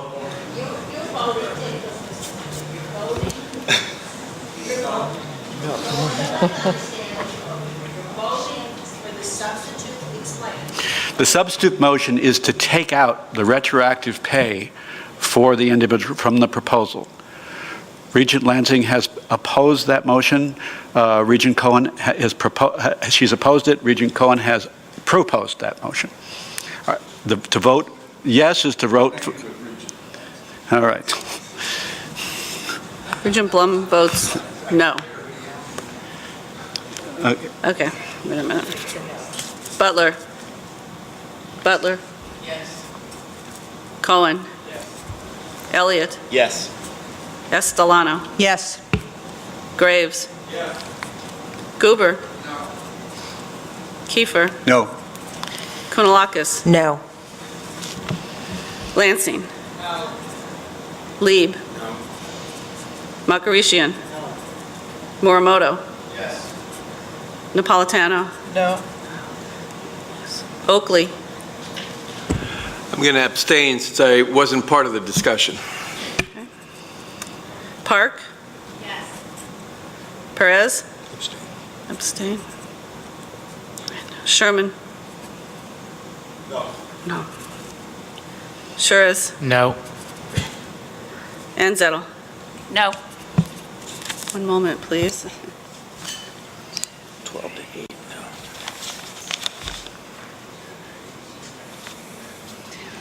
12 no, 2 abstain. 7. So I have 12 noes, 8 yeses, and 2 abstain. All right, the motion dies 12 to 8 to 2. We go to the main motion now, which to approve the item as originally presented. All those in favor signify by saying aye. Aye. All those opposed? All right, let's do a... No. What do we have? Could just raise your hands. A roll call vote's been called for. Let's do a roll call vote then. Okay, this is on the main motion? Main motion. Okay. The main motion is to support it's the original motion to support both the pay increase and the retroactive pay increase. So it should come out the same way. It may not. Okay, everyone. Let's go. Okay, Anderson? Yes. Anguiano? Abstain. Blum? Butler? Cohen? Elliott? No. Estelano? No. Graves? No. Goober? Kiefer? Yes. Kounalakis? I'll abstain. Okay, Lansing? Yes. Lieb, sorry. Lieb, yes. Makarishian? Yes. Morimoto? Yes. Napolitano? Yes. Oakley? Same. Park? Perez? Yes. Sherman? Yes. Suarez? Yes. And Zettel? Yes. Motion, I'm pretty sure carries. 3, 4, 5, 6, 7, 8, 9, 10. Yeah, and motion carries. All right, Oh, wait a minute. 1, 2, 3, 4, 5, 6, 7. You want to go to leave now? Yeah. Okay. No. 13, yes. Sorry, 2 abstain. 3, 4, 5, 6. Does that equal 22? Sorry. It's 13-6-3. What'd you get? Like only 13? It doesn't matter. It Yeah, passes. I mean, it's 1363. All right, 1363. Motion carries. Before we go on with the rest of the committee reports, which will be, the next committee report will be Makarishian and Finance and Capital Strategies. Before we do that, though, I want to turn to the President to introduce the new Chancellor for University of California at Santa Cruz. Thank you, Mr. Chair, and I must say I am so pleased to bring to the board and to introduce to the full board Dr. Cynthia LaRive, the 11th Chancellor of the University of California, Santa Cruz.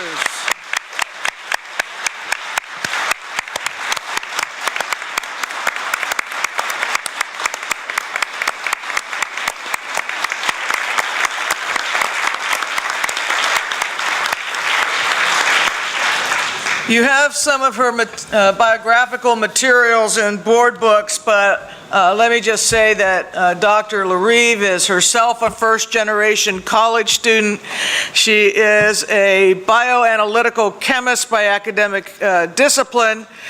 She has done wonderful work at UC Riverside, working on issues like making sure or eliminating the gap between Pell and non-Pell students and their graduation rates, working on issues of diversity. She has been a faculty leader, so she really understands the shared governance that propels the university.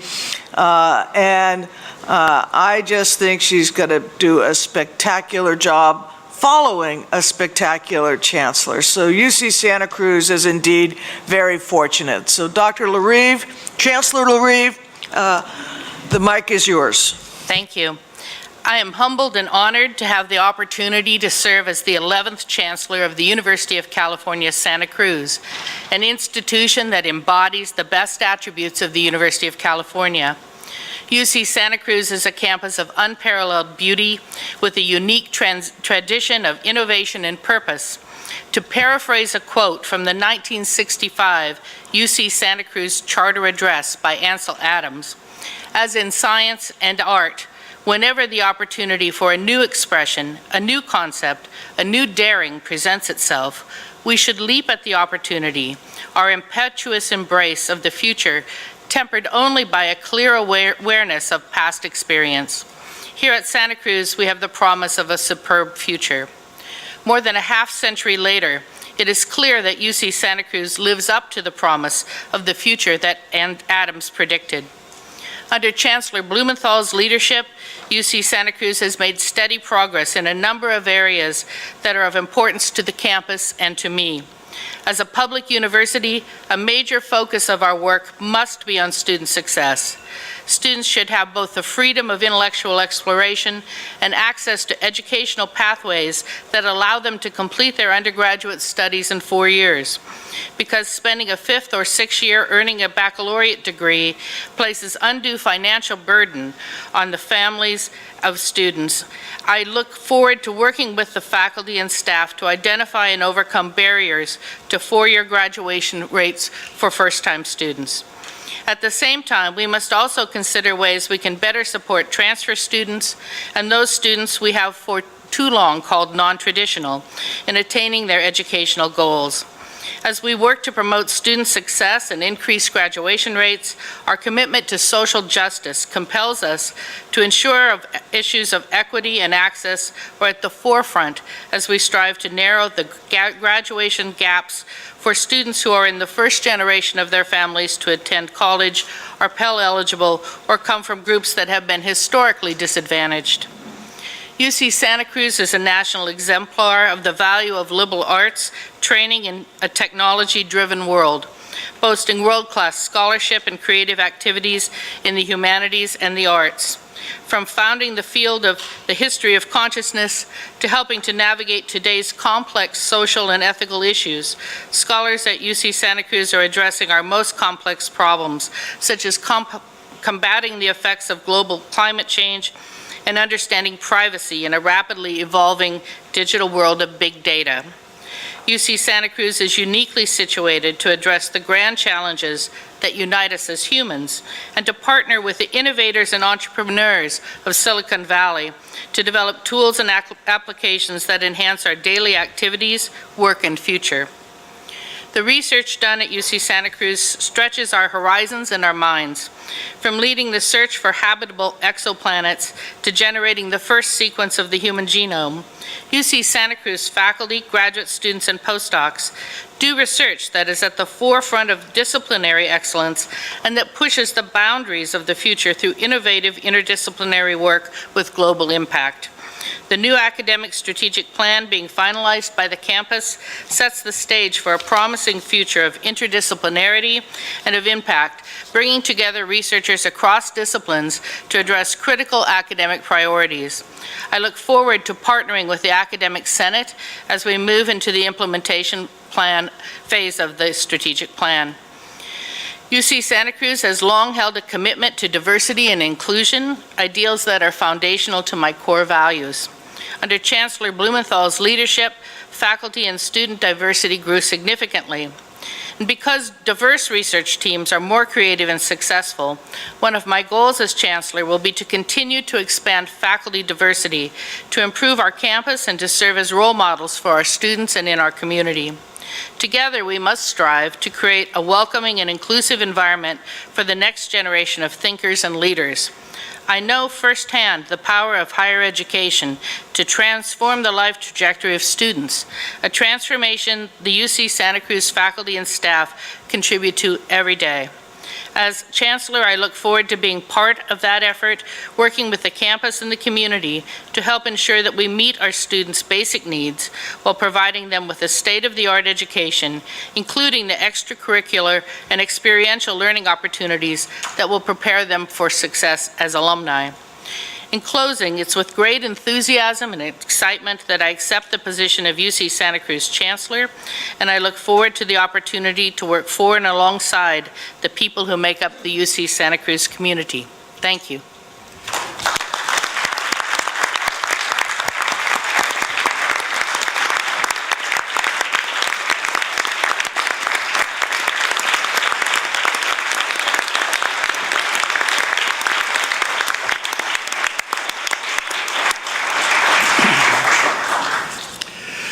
Thank you, Chancellor. We look forward to working with you.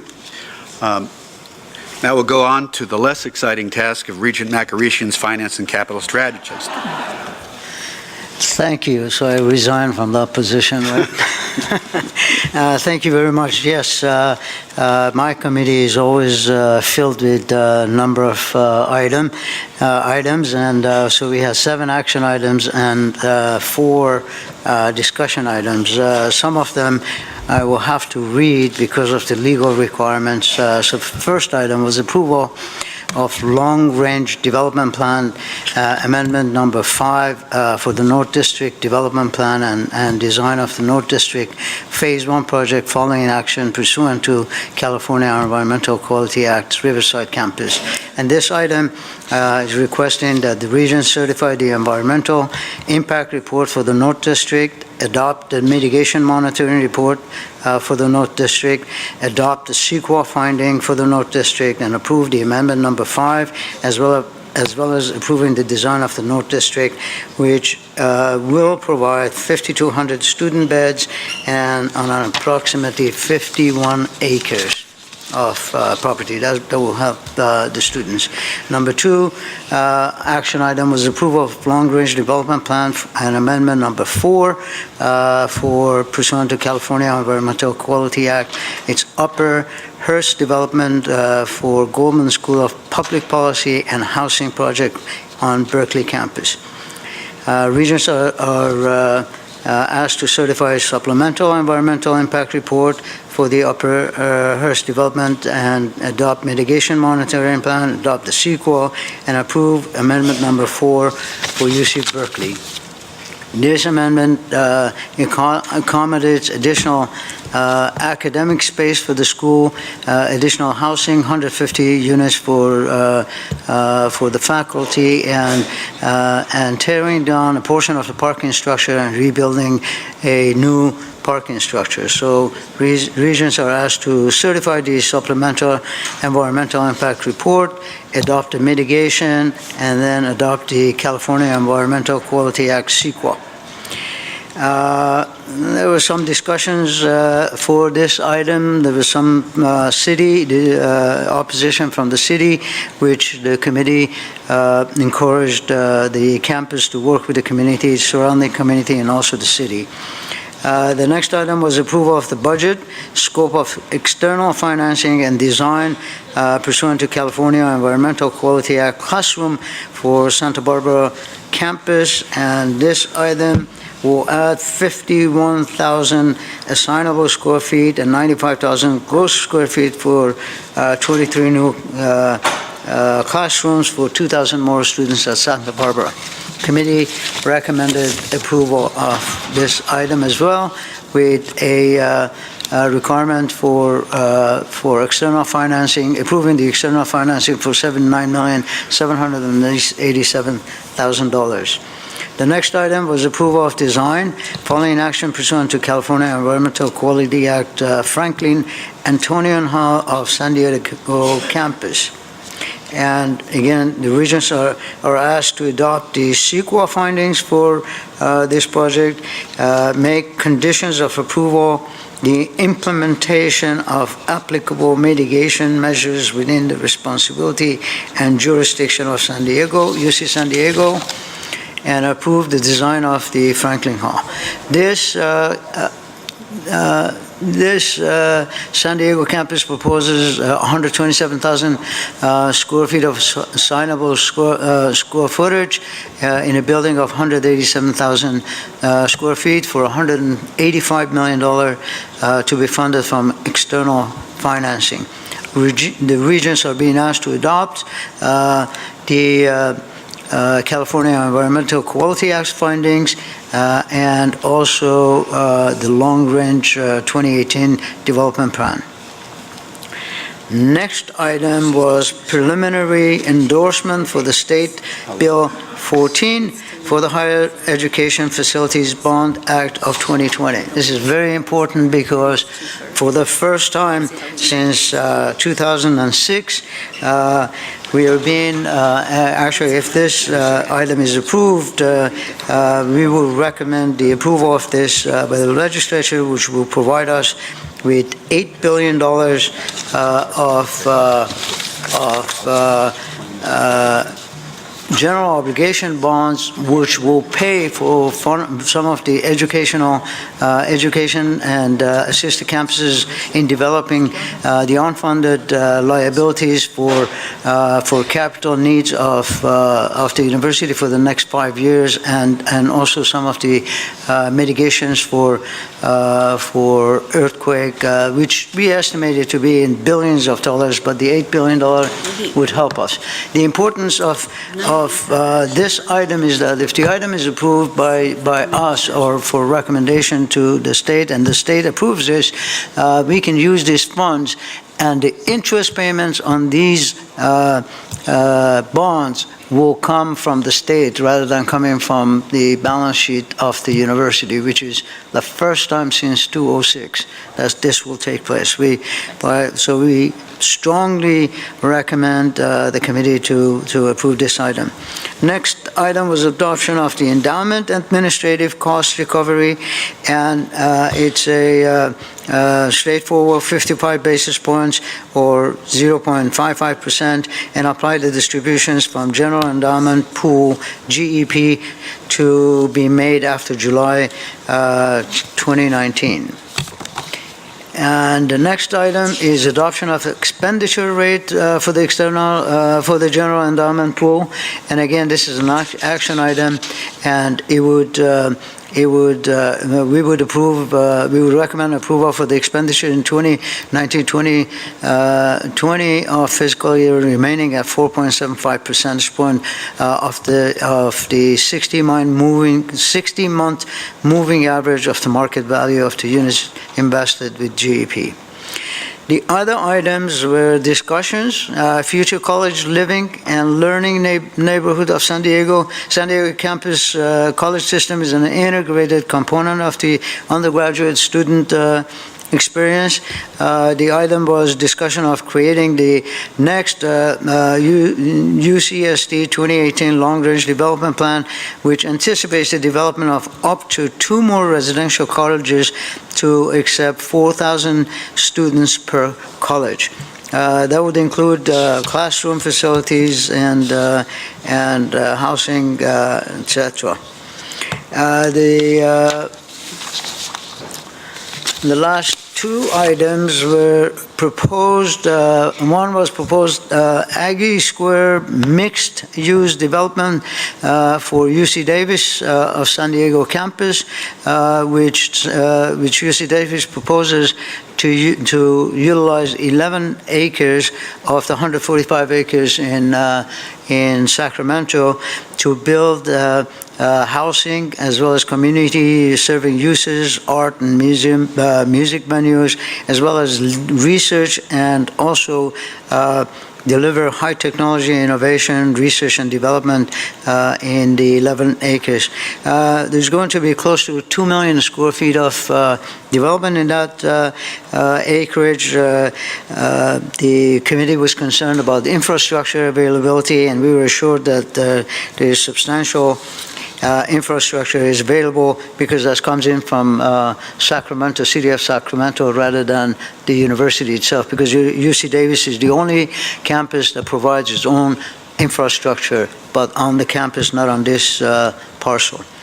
Last item, no, I'm sorry, 2 more items. Susan and Henry Samueli College of Health Sciences, as well as Bill Gross Nursing and Health Sciences Hall of Irvine campus was discussed. These are two exciting items, both $200 million from our friends Henry Samueli and Susan for creating the College of creating Integrated Health Institute, School of Pharmacy, and also Pharmaceutical Sciences for UC Irvine. And then Sue and Bill Gross, Nursing and Health Sciences, comes in with $50 million from Bill Gross and Sue Gross for building a 65,000 to 75,000 square feet of to accommodate School of Nursing and provide space for the school's population of health. These two items are very important and very exciting, and again, it will come back to this committee. UC PAT update was the last item, and on March, it was reported that on March 30th, UC Berkeley became the UC PAT production location, and UC PAT deployment of UC Davis has been deferred based on recommendations from the campus and UC PAT leadership.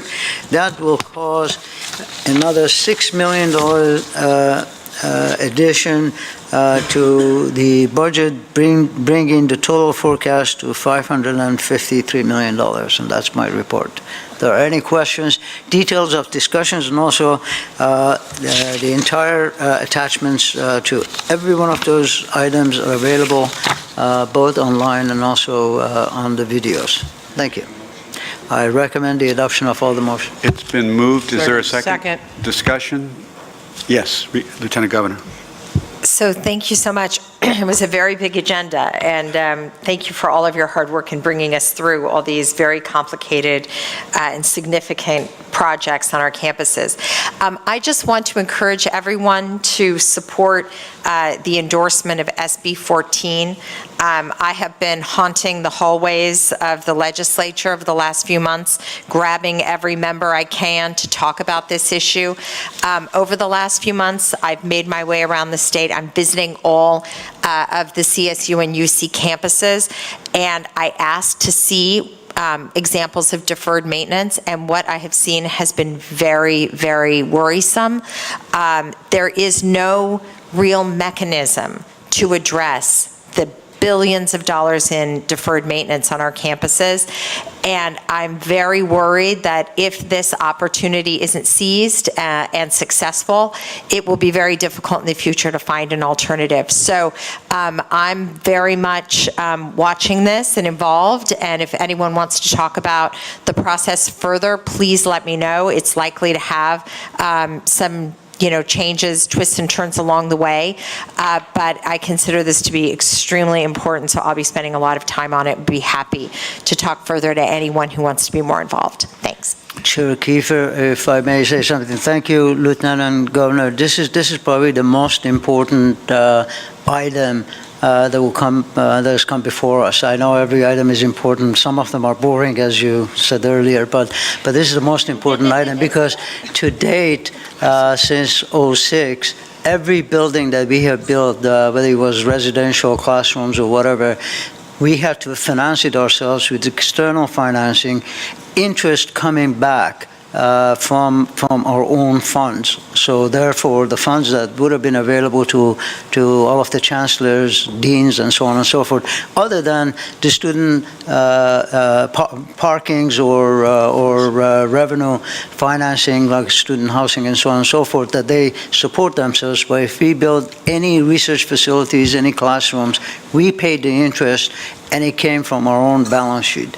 This item will provide us with $8 billion, if it's approved, $8 billion worth of different construction items, but the interest will be paid by the state. So it's very, very important. That's right. It's $4 billion for the University of California and $4 billion for CSU. Very important item. All right. Without objection, that report is approved. Thank you. Now we go to Regent Lansing for the Health Services Committee report. There was no action, but there was certainly... I'll try to be brief since we're running enormously behind.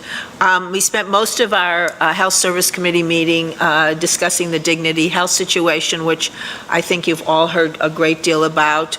We, discussed the structure, we discussed what it means to reproductive rights, what it means to the LGBTQ community, we discussed branding, we went back and forth, we spent about 4 or 5 hours on that, we've spent a lot of time individually since the meeting discussing it, so I urge you all, if you have questions, because it's going to come to the full board, to spend time with Mark Larrett so that you can be brought up to speed. In addition, Vice President Stobo gave us a financial summary of the medical centers, which are all in great shape at the moment. We talked about the strike activity and how we could maintain patient care during that. And then we talked a little bit about student mental health and the shortage of $5.1 million, which Regent Lieb and a subcommittee are trying to work on various ways to bring up the number of counselors so that we can address this crisis. Any questions? And please, again, everybody, we have a meeting in a few weeks, so please come. We'll be discussing Dignity Health in a great deal of detail. All right. And hopefully, if there's time, we're going to have a meeting after this meeting. Thank you. I just want to note, as I've told you and the President knows, you've known for quite a while, I have recused myself from discussing, voting, or otherwise participating in any university decisions related to the proposed UC Dignity affiliation, including today item H1X, which is the Health Committee meeting on this agenda, and I will continue to do so because I'm a partner in the law firm that provides services to Dignity Health on occasion. We also now have reports from Regents Sherman, Oakley, and Graves on Investments Committee, Public Engagement, and Special Committee on Basic Needs. I know there's no action in those committees. If you simply want to move the item as presented in the materials. I'm happy to move the item. All the facts and figures are in the board book. So. All right. Any objection to that committee report? None. Regent Oakley, I know there was an off-calendar meeting of the Public Engagement and Development Committee. Yes, there was. Thank you, Chair Kiefer. And most of the information is in your board packet. The meeting was chaired by our Vice Chair, Regent Graves, met at UC Davis. A number of issues were covered, several updates from SGR and others. I think we were very pleased to see that several regents met for dinner that evening of the meeting and met with several members of the legislature. We want to continue to support and strengthen the advocacy of our regents. There was also an opportunity for UC alum to get together, and we're going to continue to work with SGR, with Vice President Holmes and others to continue to support those efforts. So I'd ask Regent Graves if there was any other items that he would like to highlight that occurred at the meeting. Nope, that's all good. That's all I have. I want to just commend so many regents for taking time to visit in Sacramento. I think it's made a big difference there, the tone in Sacramento with respect to the board and with the university. So thank you so much. Regent Graves, the Special Committee on Basic Needs. Thank you, Mr. Chair. Just quickly to highlight, after the Public Engagement and Development Committee met, the Basic Needs Committee convened at the Davis campus. I just want to thank our staff who planned that off-cycle meeting and made that happen, to the UC Davis campus who helped organize and take care of us. And then one thing to note, we did a tour of the Basic Needs Center on the campus and the food pantry, and we were still in session. So we had a moving committee meeting. So the Basic Needs Committee is still the coolest committee out of all the committees. So thank you all for the support of the committee, and looking forward to seeing its success in the future. And that concludes the report. All right, thank you. Regent Sherman, the Special Committee on Nominations, there is significant action. So the Special Committee on Nominations met a couple times on April 23rd and May 3rd to make recommendations for the election of officers and appointments to the standing committees and subcommittees for 2019-20. All the selections of which committees regents serve on are all in your board book. I'll just highlight a couple obvious key nominations, and first is Regent John Perez has been elected to Chair of the Board of Regents for the one-year term. Nominated for chair. Right. For the year commencing July 1st, 2019, Regent Cecilia Estelano be elected Vice Chair of the Board of the Regents for the year commencing July 2019. And all the standing committee chairs, vice chairs, regent members, again, are in your board book. I want to highlight that regent members of the Health Services Committee, those are 3-year terms. So the new members will have terms ending June 30th, 2022, unless otherwise indicated. And then we have a few advisory members to standing committees that were appointed also commencing July. So as I said, all the details in your book, and that concludes my report. Dick has a comment. And I guess we need to move for... Yeah, there's a motion. Is there a second and then the discussion? Second. All right. It's moved and seconded. Discussion. Any members want to discuss the... Regent Blum, did you have a comment? I wanted to, because I got to leave early, speak about the resolution in memory of Ellen Tausch. We'll do those next. Okay, thanks. All right, thank you. All right, all those in favor of the report by the Nominations Committee signify by saying aye. Aye. All those opposed, I see no objection. Congratulations to Regent Designate.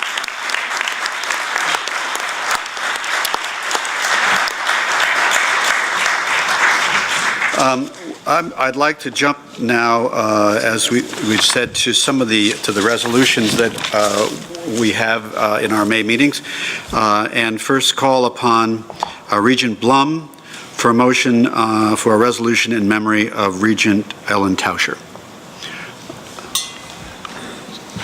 I think all of you know that Ellen, who was a friend of many of us, was on this board for much too short a term.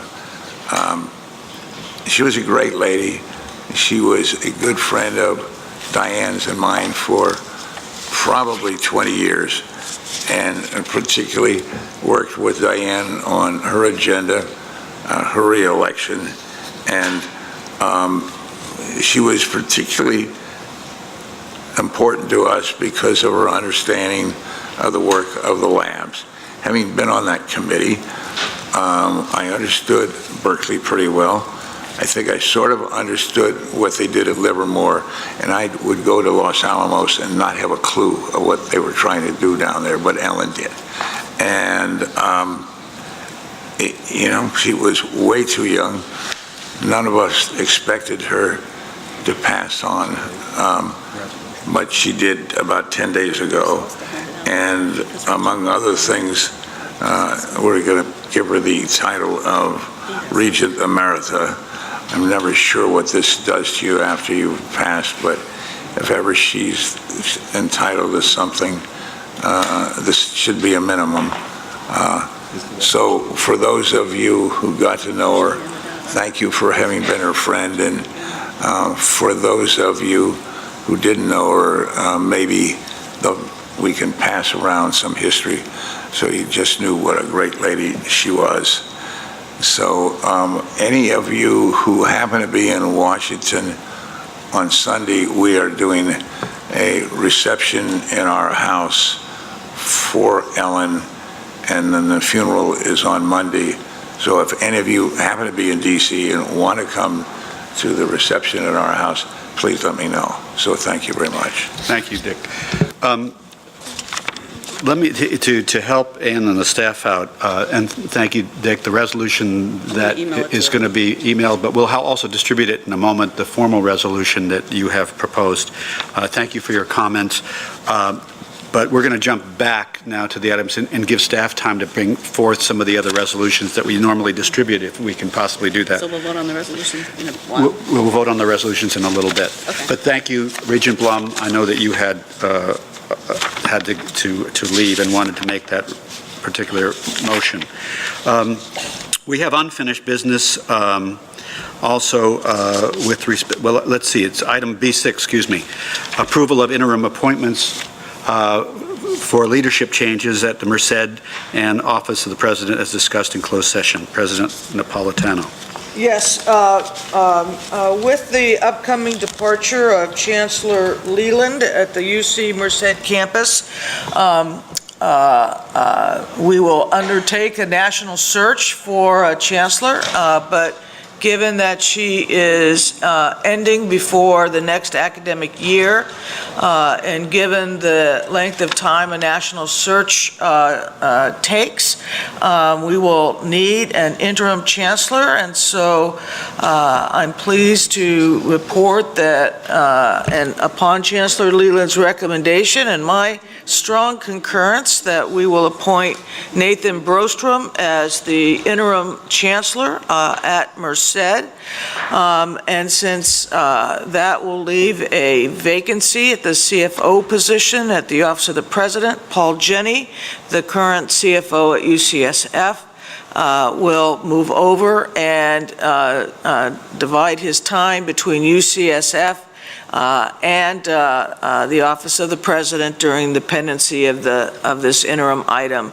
It's all described in board books, so recommend approval. All right. Mr. Chair, if I could move the recommendation and just say that Mr. Brostrom has been a tireless advocate for the Merced campus in the last few years, and I think it's a great fit for the university. It's been moved. Is there a second? Any objection? It carries. Thank you. We have unfinished business. One is the amendment of bylaws to the committee charters to establish a national laboratory.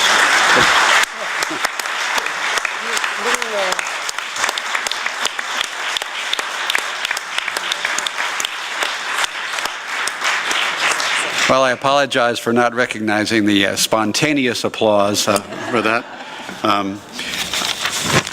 I'm not happy about losing Nathan, but Merced should be about having him interim. Amendment of the bylaws and committee charters to establish a National Laboratories Committee. It was a subcommittee in the past. We made it a full committee, but the bylaw change takes a full meeting to go through. Any objections to that proposal? Amendment of the bylaw 27.5, interim authority, and bylaw 23, officers of the corporation.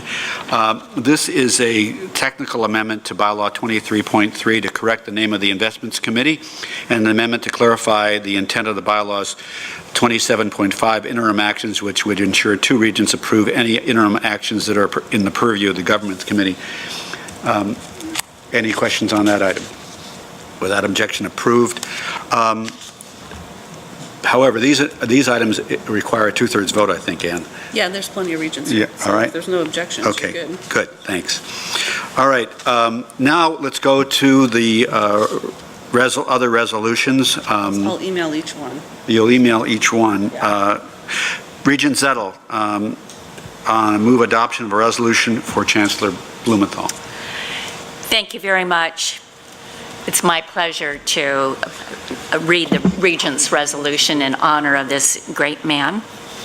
Whereas the Regents of the University of California wish to honor and commend George Blumenthal as he prepares to step down as the 10th Chancellor of the University of California, Santa Cruz, following a career of distinguished and loyal service to the university. His leadership earned him high regard and great affection from the entire UC community. George Blumenthal is a brilliant scholar, an eminent theoretical astrophysicist who literally wrote the book on understanding the universe, and whose trailblazing research has helped explain the origins of galaxies.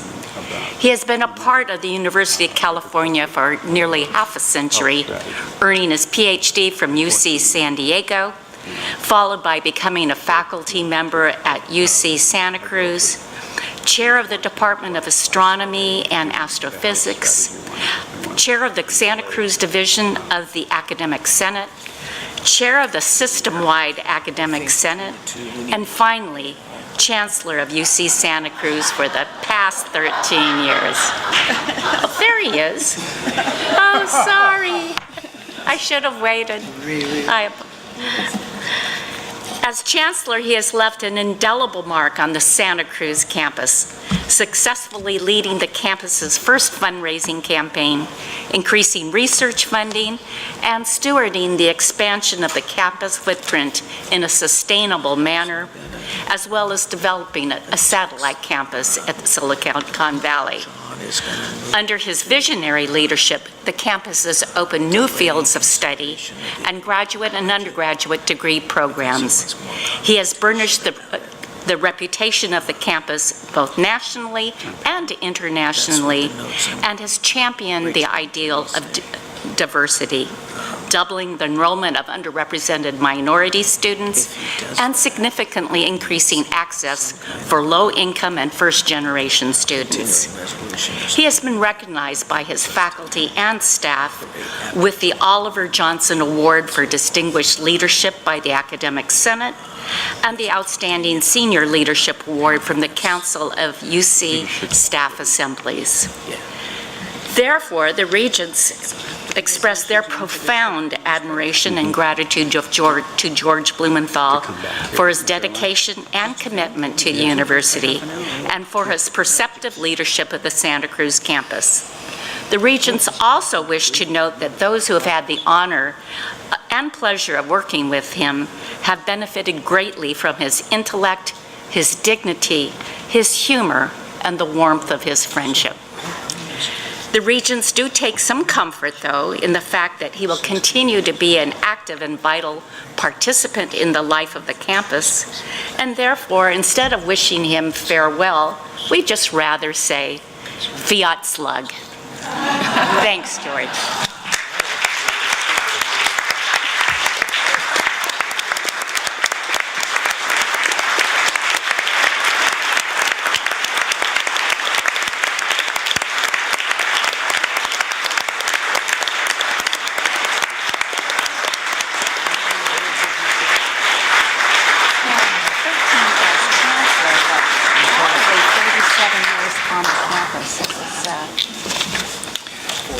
All right, I'd like to call on Regent Macarishian to move adoption of a resolution for Regent Anderson. Thank you. It's my pleasure to move the resolution of the Regents of University of California in appreciation of Darren Anderson. And this resolution is also online, and there's too many whereases, but Darren, I know everybody's going, waiting for lunch, so I'm going to summarize this. I've known Darren, he's, he has a reputation in Southern California. They call him the no-nonsense dude that gets everything done. So he's received his Bachelor of Science and Master of Business Administration degrees from UC Riverside. He's proven himself to be a true champion of the university, serving on many of the committees of the university. He's been president of the alumni, UC Alumni Association, and president of the foundation of UC Riverside, and he's also the CEO and chairman of the Sales O'Brien, which is a big design, construction, and architectural company. And I don't know how he finds time, but he coaches his daughter's soccer team. He goes cycling in Thailand, and I'm so happy that you never broke any of your bones. And he goes bicycling in Europe, but then at the same time he finds all the time to do his public service, and he's been dedicated a lot of his time to the Board of Regents, and he served on the Audit Committee, on the my Committee of Finance and Capital Strategies, and we really appreciated all of his input to that committee. Darren, we're going to miss you when you leave, but I hope that we can call you from time to time and get some of your advice. He also will continue as the president of the foundation. I know he's laughing because he says, I've had enough of this, but probably not. And so it's my pleasure to move this resolution, and now, therefore, it's being resolved that the Regents Regents convey to Darren Anderson their deepest appreciation for outstanding service on this board and for his many notable contributions and achievements as an esteemed alumni and spirited supporter of the university. And be it resolved further that the Regents direct that a suitably inscribed copy of this resolution to be presented to Darren Anderson as an expression of the board's gratitude, warm regard, and lasting friendship. Thank you, Darren.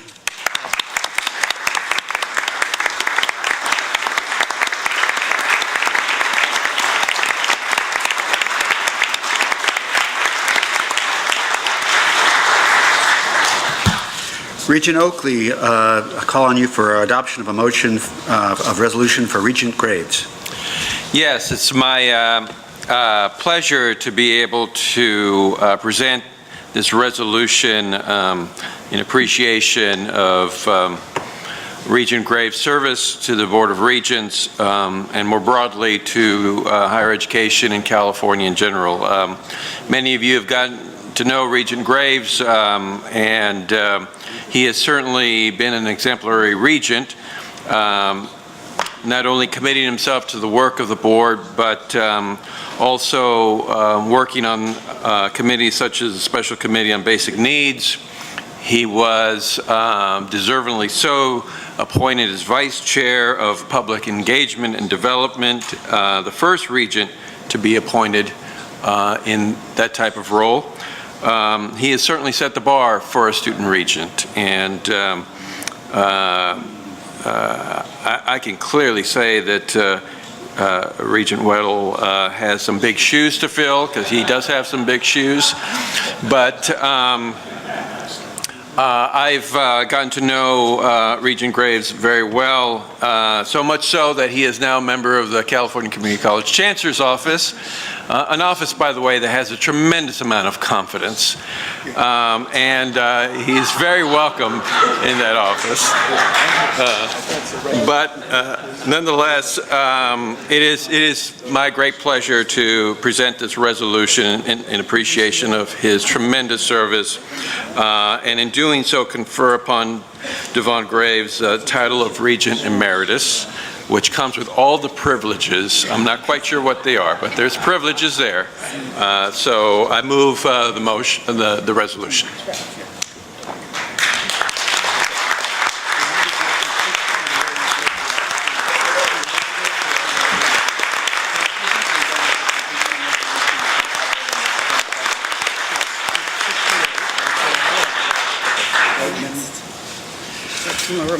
All right, Regent Elliott for an adoption of a resolution for Regent Morimoto.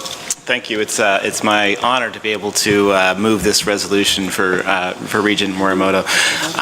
I've really enjoyed the time we've spent together and the insights he's brought to the Compliance and Audit Committee, amongst others, and really want to thank you for the time and dedication that you've spent, not just at these board meetings, but when we aren't here, traveling to campuses, spending time visiting the labs. I think that that insight that you've brought to it has been really valuable. I do want to read a few of these lines from this lengthy resolution. Having provided distinguished and thoughtful leadership to the university as a regent designate and then as a alumni regent, and having made enormous contributions as an alumni volunteer for the university, and its Berkeley campus in particular, ably serving as vice president of the Alumni Associations of California and on the UC Berkeley Foundation and Board of Trustees. And he has generously shared his expertise with students at his beloved alma mater and beyond, interacting with countless students through job recruitment efforts, fellowship awards, interviews, mentoring, and visits to many of the University of California campuses. Whereas he has also provided wise counsel, keen insight, and incisive questions at meetings of the Compliance and Audit, Finance and Capital Strategies, Public Engagement and Development Committees, and Investment and National Laboratory Subcommittees. And whereas in recognition of his devoted service as a member of the Board of Regents of the University of California, and in anticipation of his continued contributions to the welfare of the students and success of the university, the Regents do hereby confer upon Jason Morimoto the title of Regent Emeritus. And again, I really want to thank you for the time you spent. I've personally gained from it, and I hope you'll continue to interact with us here at this board. So thank you.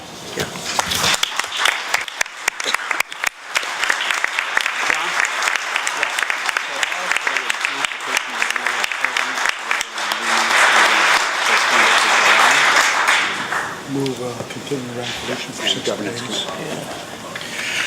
All right. Thank you. That concludes the resolutions.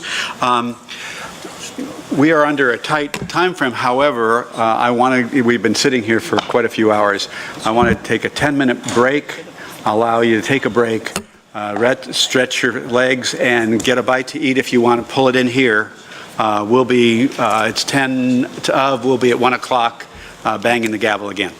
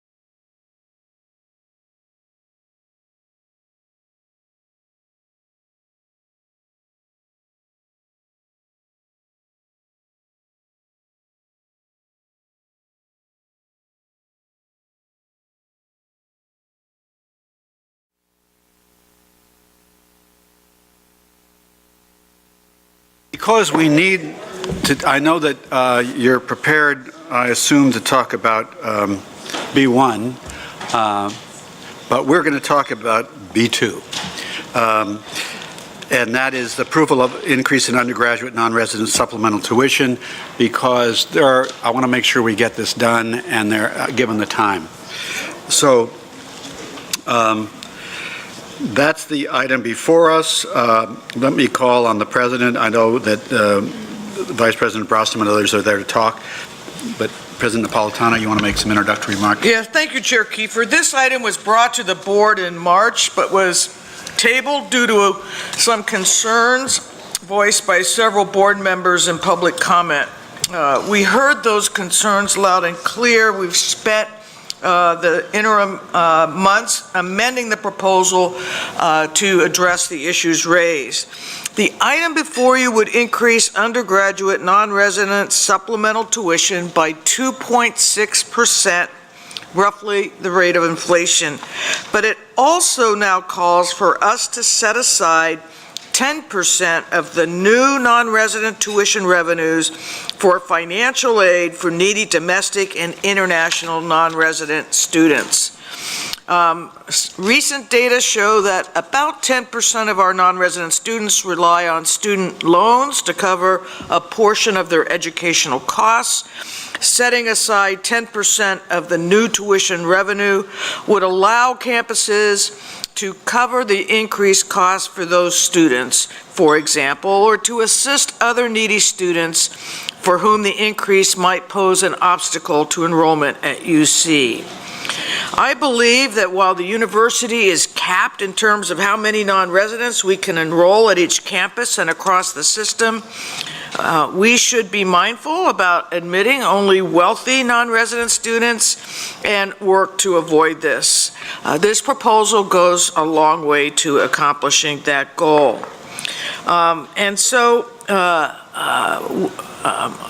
Let me just say that and remind the board that the budget it voted on in November included and assumed a non-resident student tuition increase. Without that increase, and given that in the May revise there was nothing added of any substantial nature by the governor to the budget he proposed for the university, which we are very grateful for what he did propose, but as we all recognize, our needs are great. Without this, we add another $30 million hole, and that will have an impact on the educational program we can provide our undergraduate students, be they from California or be they from out of state. With that, I'll turn it over to Nathan and David Alcacer and Chancellor Block, Chancellor Christ. I don't know what order you're going in, but I'll kick it off, and I also want to start by thanking Chancellors Christ and Block for joining us at the table. I think it's always valuable for the board to hear directly from the chancellors about how proposed action will affect their campuses, their students, their faculty, and staff. Again, as the President said, we're bringing a revised action item before the board related to undergraduate non-resident supplemental tuition. It is the same amount that we had proposed in March, 2.6%. Or $762 for the year. But the difference is that the revised action would also set aside 10% of the new incremental revenue for need-based aid for these students. This change was driven by concerns that we had expressed by several regents in March and subsequent conversations with regents about the potential impact of the increase on our non-resident students. David? Thank you, Nathan. As you'll recall, the 2019-20 budget plan approved by the Regents last November included an increase in undergraduate NRST to provide campuses with revenue to cover a portion of their projected cost increases next year. Without that funding, campuses would face a budget gap of nearly $30 million. That's in addition to any shortfall in state funds reflected in the final Budget Act. The proposed increase would affect every campus to some extent, based on the number of non-residents that it enrolls. But there are long-term implications even for those campuses that currently enroll few non-resident students, as that enrollment grows over time, subject to the cap established by the Regent's policy. In response to questions raised at the March meeting, the revised item contains more detailed information about why we feel that the proposed increase, together with new financial aid resources, would be manageable for non-resident students and families. The item shows that the number of applications and the percentage of students who accept UC's offer of admission remains strong, even as the level of NRST has gradually increased. For continuing students, graduation rates have improved, and average date of graduation has declined over time. In response to a request from Regent Park this morning, we've also distributed information about trends in the socioeconomic status and countries of origins of international students, which you have. As we noted in March, non-resident students do tend to have greater financial resources than California resident students. But there are non-resident students with financial need. For example, 9% of non-residents financed a portion of their education with a student loan last year. In recognition of this, the new proposal sets aside 10% of the new revenue generated by the increase for financial aid to be used by campuses to help students for whom the tuition increase could indeed be a potential obstacle to their progress towards a UC degree. The item contains additional information about non-resident students at UC. At the table here today, we'd like to give our two chancellors the opportunity to describe the impact of NRST at their campuses and on the instruction and support that they provide to students. Chancellor Block. Thank you. Thank you, and good afternoon. Good afternoon. So I appreciate the opportunity to explain the importance of non-resident supplemental fees to UCLA's core budget funds. So as many of you know, core funds are primarily the state and student fee dollars that directly support UCLA's educational mission. Over the past decade, like many other UC campuses, our funding mix has dramatically changed, as you can see in the display. In 2008, state general funds provided 64% of our core funds. The recession that came next, following by sharp cuts in state funding, left us all searching for additional funds we needed to preserve access and educational quality. Increased revenues from non-resident supplemental tuition was an important part of that answer. In fact, I believe it was a critical part, at least for UCLA. Today, non-resident supplemental funds provide 16% of the core funds revenue. And to continue to maintain a strong core funds budget, we need annual inflation-like adjustments to all sources of core funds revenue. We're pleased that under Governor Newsom's administration, state support has improved next year. However, the tuition buyout from last year was not restored, and when you add another year with the tuition freeze, it presents a significant challenge to all campuses. A modest 2.6% increase in non-resident fees is necessary.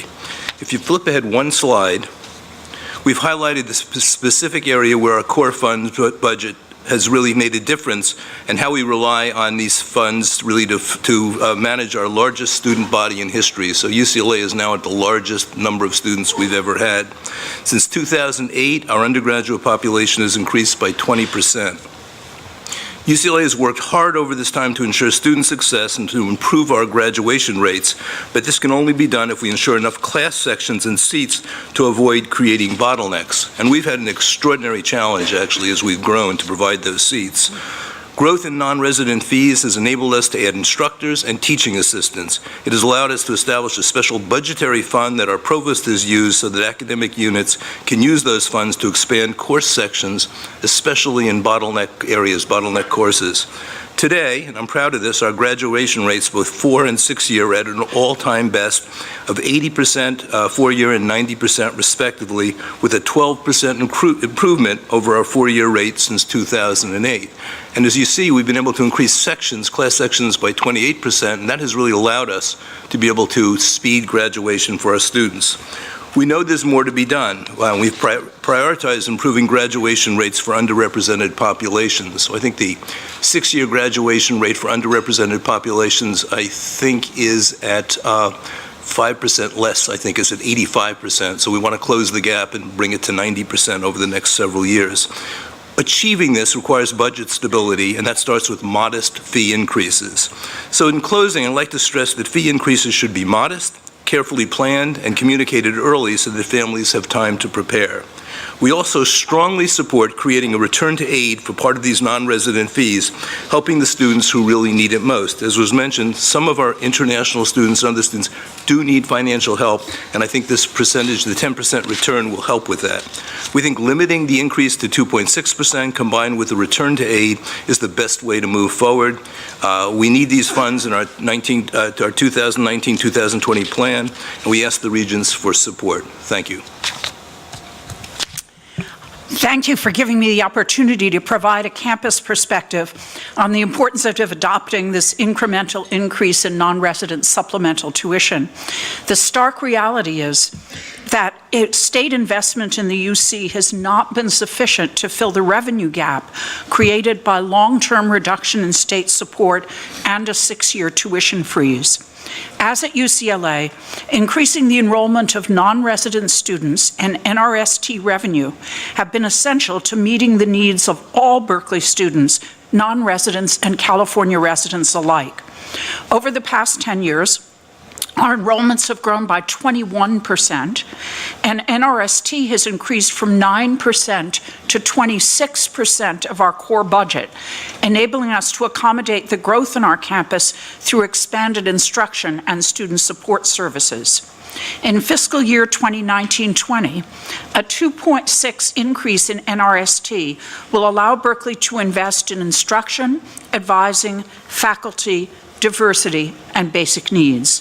The 10% return to aid will also ensure that cost doesn't stand as a barrier to our talented non-resident students. Indeed, the Berkeley campus already dedicates $1 million to aid for non-resident and international students, including $400,000 of that's administered by the International Office for Emergency Aid for international students.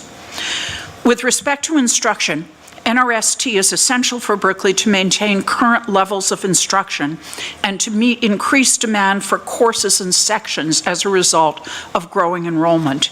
NRST also supports the Common Good curriculum, the Gateway Math, Writing, and Science courses that all undergraduates must complete in order to graduate.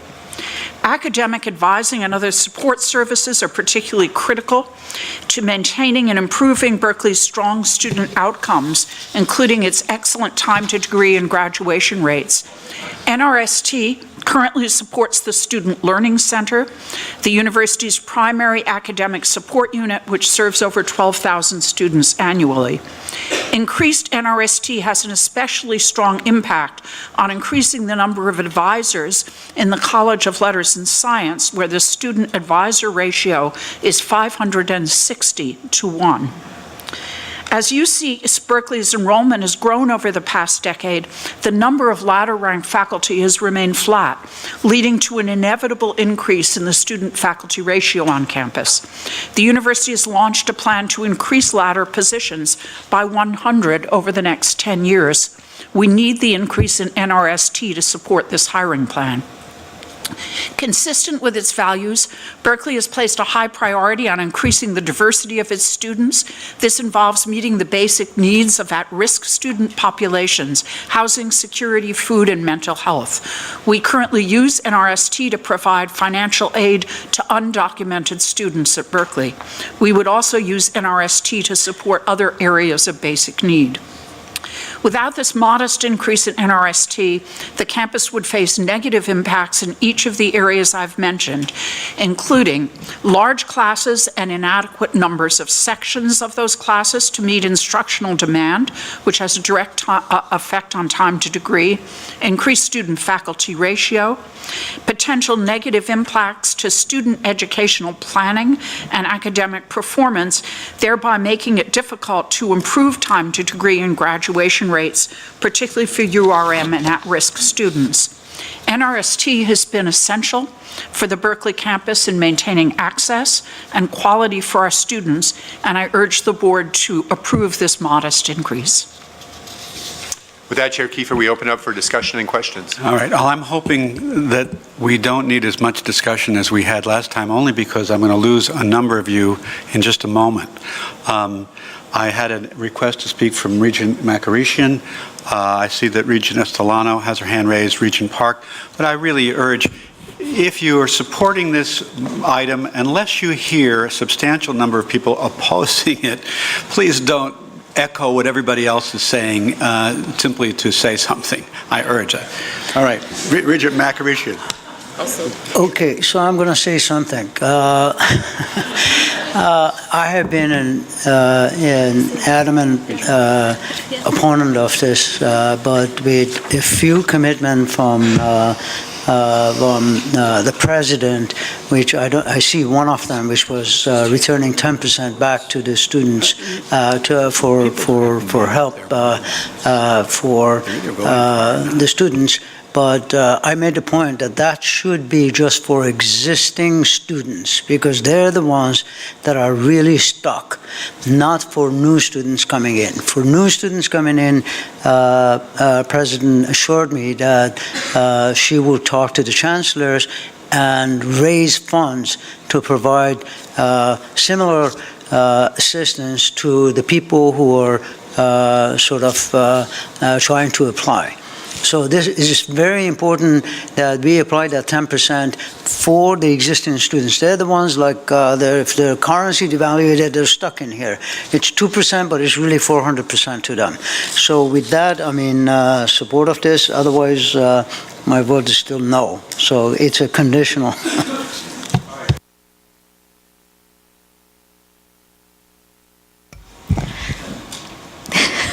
Thank you. Soon to be not designate, but I appreciate the opportunity to speak and I respect the time constraints, but there are very few students on this board and I think it's important for us to have a chance to raise students' concerns.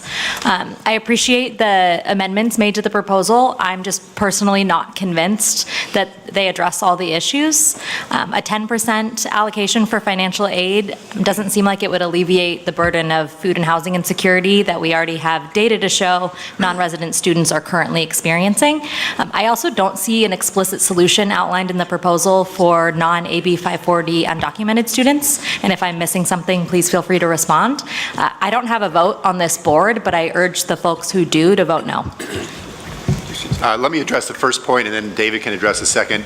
Our non-resident students they're eligible for basic needs, just, with the 15 million, the new 3.5 million for rapid rehousing, and then the other monies that we distribute, like the $30 million for housing assistance. So there's no differentiation between in-state students and non-resident students from those funds. Okay, excuse me. One more. To address the question with respect to undocumented students who don't currently qualify for AB 540, we are currently working with actually legislative staff on a bill that would expand eligibility for AB 540. The bill is AB 1620. It's sponsored by Assemblymember Santiago. I believe it's co-sponsored by Assemblymembers Quirk, Silva, and Carrillo. That will help reduce even further that number of students, but we do believe that number is quite small right now. We don't have perfect information about undocumented students. We don't explicitly track that for students, but by various indicators, and we've looked at this many ways, we think that the number across the system is likely to be 30 or fewer. So I just wanted to give you a sense of sort of that magnitude. Yes, Regent Weddle. I appreciate the response. I do want to clarify with the first comment, I wasn't asking whether non-resident students have access to basic needs services. I know that they do. I was trying to comment that I don't think the 10% allocation for financial aid will help prevent the issue of food and housing insecurity. Regent Estolano. Mr. Chairman, I'm going to go quickly. I had two concerns last time. The first was about financial aid. I wanted to make sure that we weren't only getting wealthy folks from other countries, and you've addressed that with your return to aid. Thank you very much for documenting that. The second is the non-AB 540 undocumented students. Thank you for the mention of that legislation. I had a chance to talk to Vice Chair Bettis during the break and ask him about the legislative strategy, and maybe he could eliminate some alternative approaches, or if you're uncomfortable with that, that's a bummer, because this is a super important issue to me. And as I understand it, that legislative approach you'd outlined might not really work in an expeditious way. Let me say this, if I may.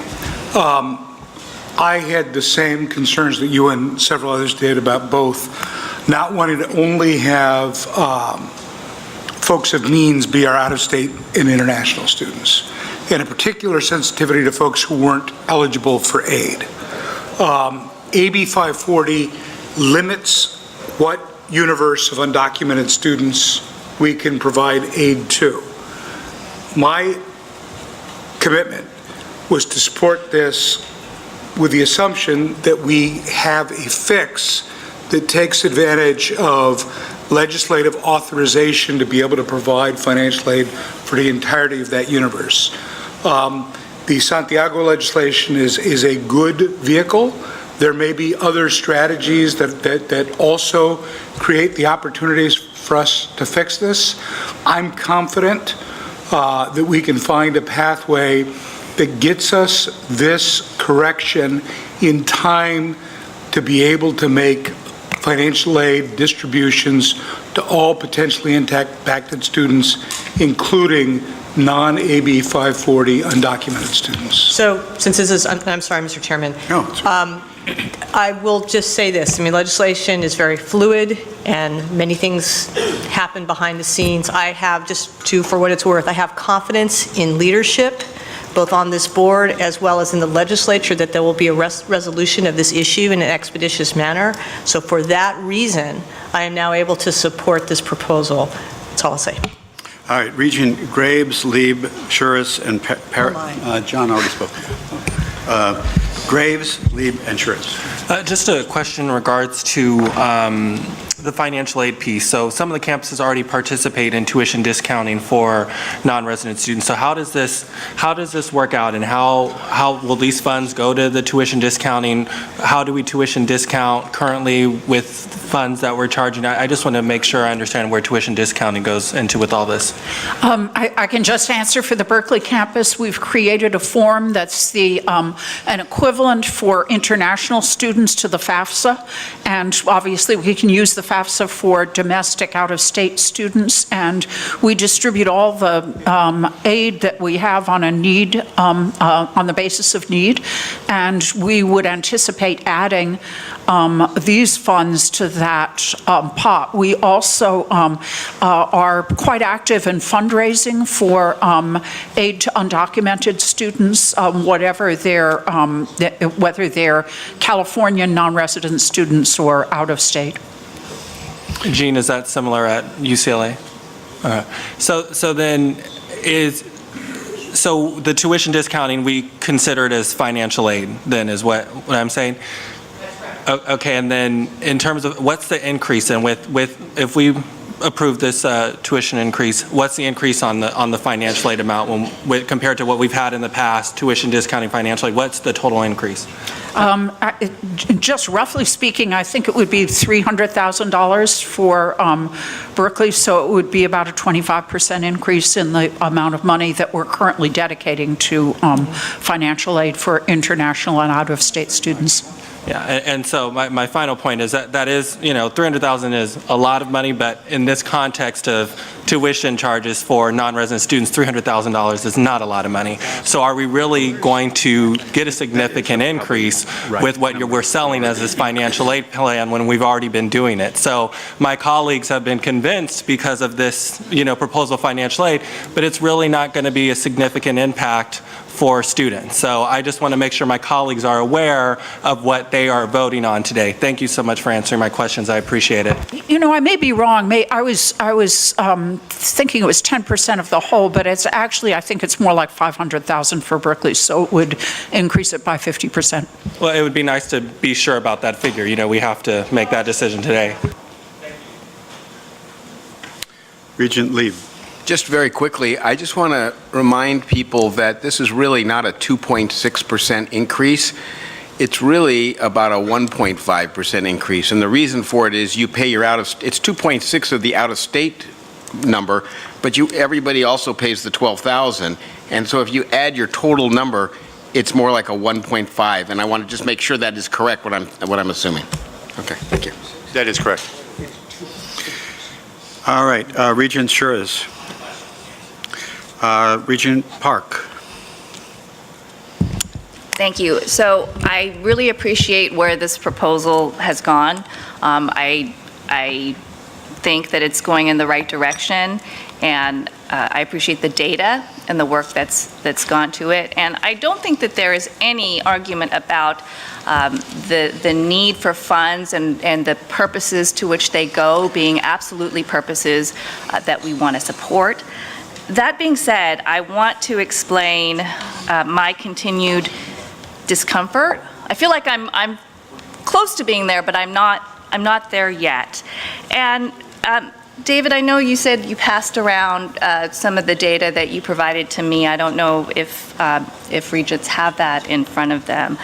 But so in terms of the income data that we're talking about very low income. And according to the data that's actually within the item, there are about 2,540 students on the domestic non-resident side who would have family incomes below $58,000. And then an additional 2,468 families on the international side that would be of similar income range. And just, for clarity's sake, $58,000 is between 200% to 250% of federal poverty. And as a comparator, healthcare subsidies go up to 400%. So we're talking about a fairly low-income population for which, if you combine the non-resident, domestic, and the international students, we get to about a little over 5,000 students whose family incomes are of that range. So if I had to think about how much does $2.9 million in return to aid get back, with a $762 increase, if you wanted to cover that delta for them, you get up to 3,800 students. So that still leaves 1,200 students whose family incomes are pretty darn low. So, that's my discomfort there, and perhaps you can get there with additional fundraising. The other point of discomfort is kind of the historical data on what percentage of international students, so this is international students only now, how that breaks out by income over time. Are we seeing the trend up or the trend down? And I think everybody in this room can guess where the trends have gone. So,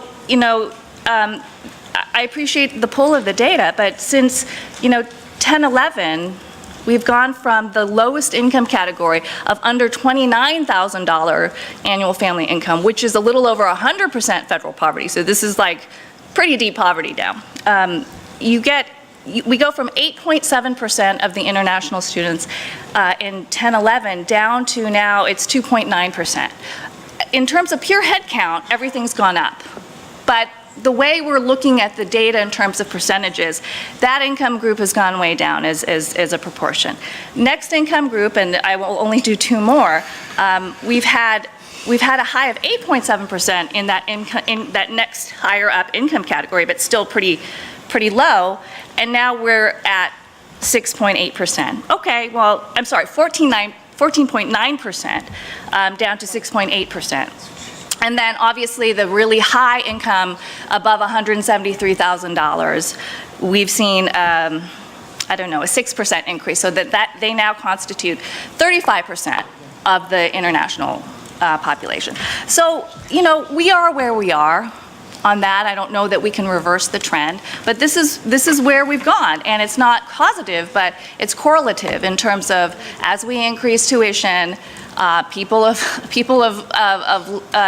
lower means don't see it as accessible and can't access it. So I don't like the trend line of the data. I don't think we can reverse it, but I'm uncomfortable with continuing to ratchet up without what I think is not quite, the blanket is not quite stretched enough for me at this point. So that's my comment. All right, I have Regent May, Regent Cohen, Faculty Representative May, and then Chancellor Block. Yeah, given our time constraints, I'll just make a brief comment. The Academic Council discussed this matter, had quite a robust discussion covering many of the points that have been discussed by the regents, and after the end of discussion, are prepared to support the proposal as under consideration by the regents. Regent Cohen, and then Chancellor Block. Thank you, Mr. Chair. I think in terms of Regent Parks' comment, in terms of what will get me there. I have a suggestion. I'd like to move the recommended action contingent upon budget action this year that sort of does what Regent Perez sort of alluded to in terms of providing greater financial aid protections for undocumented students. That the problem with legislation is that it won't really help these students this year, and they're going to have to start the fiscal year not knowing whether or not they really have that in place, whereas budget action can get them protections by the time the academic year starts. I can appreciate that we're talking about a relatively small cohort of students, but that's not going to be very much comfort if you're actually one of those 30 or so students, that they're still going to end up paying a significant increase that they may or may not be able to afford. So, Second the motion. thank you. Who's second? Was there a second over here? Yeah. What's the motion again, exactly? The motion is the recommended action in front of us contingent upon the passage of legislation that goes into effect before the start of the academic year that expands protections for undocumented students in terms of financial aid. I think the way you stated it before, Regent Cohen, about legislative budget action, as I think that's, yeah. Sure, and that's, I think I'm probably getting too nuanced. If it's in effect beforehand, that's sort of, it's probably has to come through the budget to do so, but. But Regent Cohen, what happens if that doesn't pass and you're a week away, then what happens? We can always come back in our July meeting and that's actually the benefit of saying budget action. We'll know the budget action by the end of June, and we can reconsider this in July, and maybe I'll feel differently at that point. And you don't think there's any benefit to doing it now, so those students now know that there would be a tuition increase, so they would have the ability to plan ahead and have more months to plan ahead? I think it's more important to use this opportunity to take care of a long-standing problem with undocumented students in this state. And yes, we're sort of taking the opportunity to put some of the university's finances at risk, but I think it's important, an important enough issue to do so, and that we can always reconsider this in July if necessary. What would be the All right. number of undocumented if it didn't I have comments before on Regent Block and Regent Oakley, but you've made a motion for an amendment that has been seconded. So we have an amendment before us that is the subject of discussion at the moment. Regent Perez, you wanted to make a comment, but I think on the amendment. So if Regent Oakley and Chancellor Block don't mind, I'm going to go there. I think I just wanted to speak to what I thought was being lost in the discussion, which is, as I understand it, the motion would basically approve this and send the message of what the new fee is, but would have a clawback provision if we were unsuccessful in getting the authority that we need to expand the base of a universe of folks for whom we could provide financial aid. So everybody would be told what the new rate is, but the board would be signaling a clawback if we were unsuccessful in the legislative efforts. Am I interpreting your motion correctly? You are, sir. Regent Cohen? All right. Madam President or Vice President Nostrom, any comments on this approach? The legislature actually, I think. Obviously, it makes it conditioned upon a legislative action that we have put $28 million into the budget. I'm sorry, Chair, just one question, just so I understand. So we're essentially, we'll vote subject to this going to Sacramento. We're approving the increase subject to it going to Sacramento. John, do you want to explain it again? I'm sorry. We are approving the increase as of right now. So our action isn't... Just a second, Mr. Yeah, we're approving the increase, but it's conditioned, ultimately, it's a condition subsequent, that the legislature would pass this legislation that solves a current problem that this effort is trying to solve. And if that legislation is not passed... Then this is not, then the increase is not effective. And then we come back here in July and deal with it then? Correct. I have a. That would be an approach. I have a question.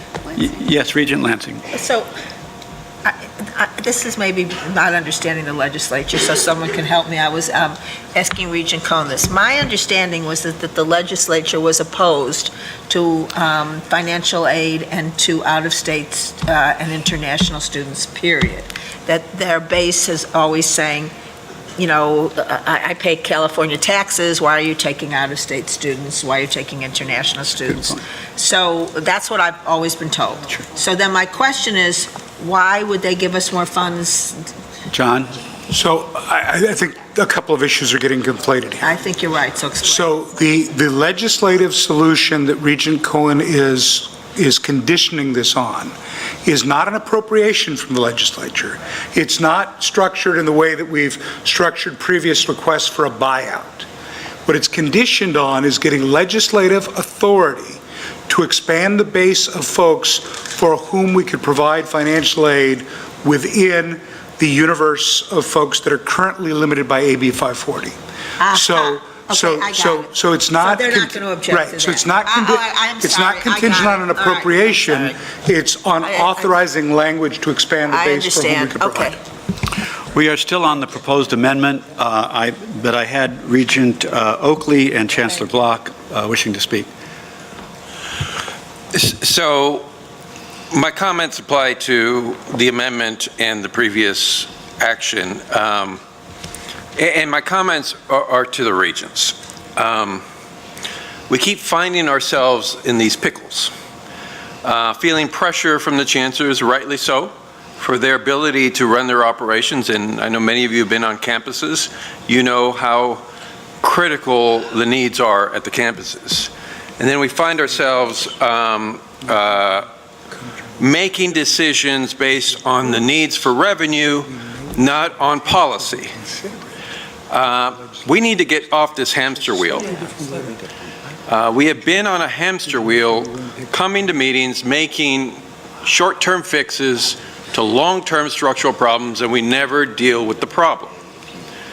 So I have a great discomfort voting for any additional penny from the students until we do our jobs.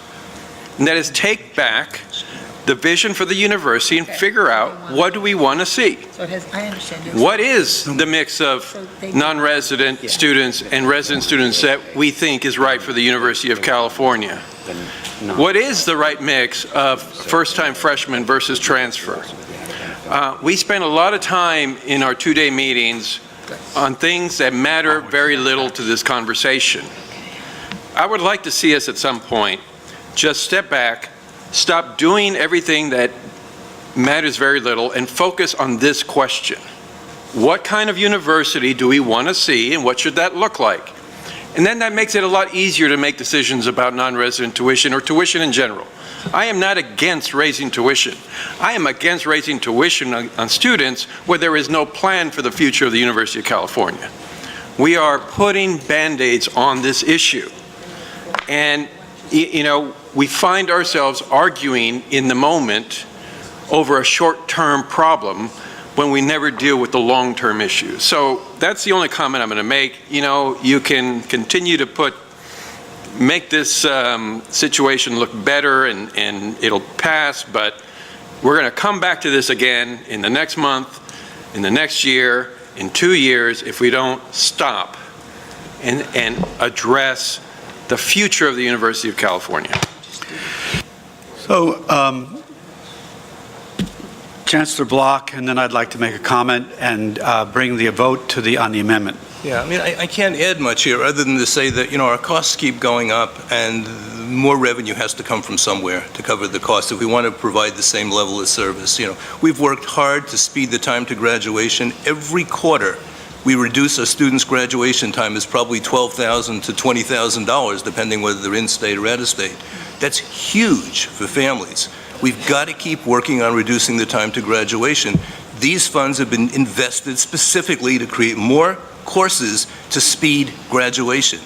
So we can argue of course it's expensive for a family, 2.6%, but it has impact on all of our students. So I just want to emphasize that. There really is a need for these resources to keep the institutions excellent. that simple. Appreciate that. I want to comment on a comment that was made. At a retreat about 18 months ago or so, we did address the issue, Regent Oakley, and we agreed that the approach going forward was modest tuition increases, both for in-state and out-of-state. Otherwise, we lose about 3% per year off the 42% of the budget. And we thought that was inappropriate because essentially it was a freeze of tuition in constant dollars. We also established a plan to look forward 4 years. And we also then subsequently called on the chancellors of every campus to do everything they possibly could to meet an enrollment goal of 200,000 more students by 2030. Now, there were other things that were done at the same time too. We may disagree with those goals. We may disagree with that picture of the university. We can change it, but it is not that we did not address it, in my view. Faculty Representative May, and then I think we need to go to a vote on the amendment. Yeah, I want, excuse me, I want to speak to the amendment just briefly. I certainly agree, and I think everyone around the table agrees the importance of the aid to undocumented students, and that we all support being able to do that more appropriately. But I don't see holding the tuition increase hostage to that.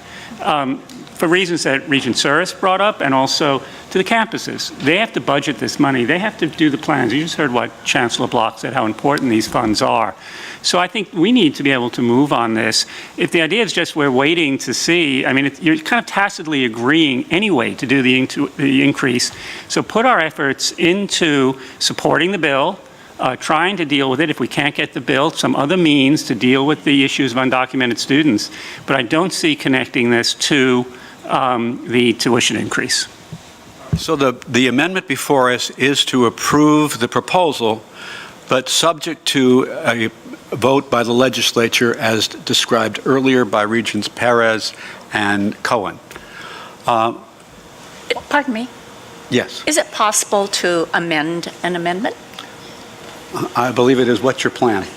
My plan would be for us to support the bill that is before the legislature to expand the universe of eligibility of the undocumented, to support the bill and to go and leave it at that, and then go forward with a support for the campus to go ahead. Okay, well, we could go through that, which would be to amend the amendment to take the amendment's purpose away, and then have a second vote. I think we're better off, just from a simplicity point of view, trying to be fair here, is to vote yes or no on whether you want to condition this on the legislative action, or whether you want to not condition it, but simply register strong support for legislative action. And I think that is a simpler way, even if it goes against what I think is the right answer in terms of just making on the voting. So so I'll take it, if you don't mind, Charlene, voting as we intended on the amendment. Look, I urge the board to listen to what Faculty Representative May said. The board should vote on the modest tuition increase for out-of-state students that's provided as described in the item. The board should know, however, that we will be working and to secure language changes that will enable us to deal with the undocumented non-AB 540 students. I just, running the university by contingency here and contingency there is an extraordinarily difficult way to proceed. And so I would urge a no vote on the amendment and a yes vote on the underlying item. All right, we're going to go to a vote on the amendment, and I think we need to do a roll call vote on this. So the amendment is to vote for the increase, but conditioned on the legislative action succeeding. The Secretary will call the roll. Okay, Anguiano. Yes. Butler. Cohen. Elliott. Yes. Estelano. Yes. Graves. Cooper. Kiefer. No. Kunalakis. No. Lansing. Lieb. Makarishian. Morimoto. No.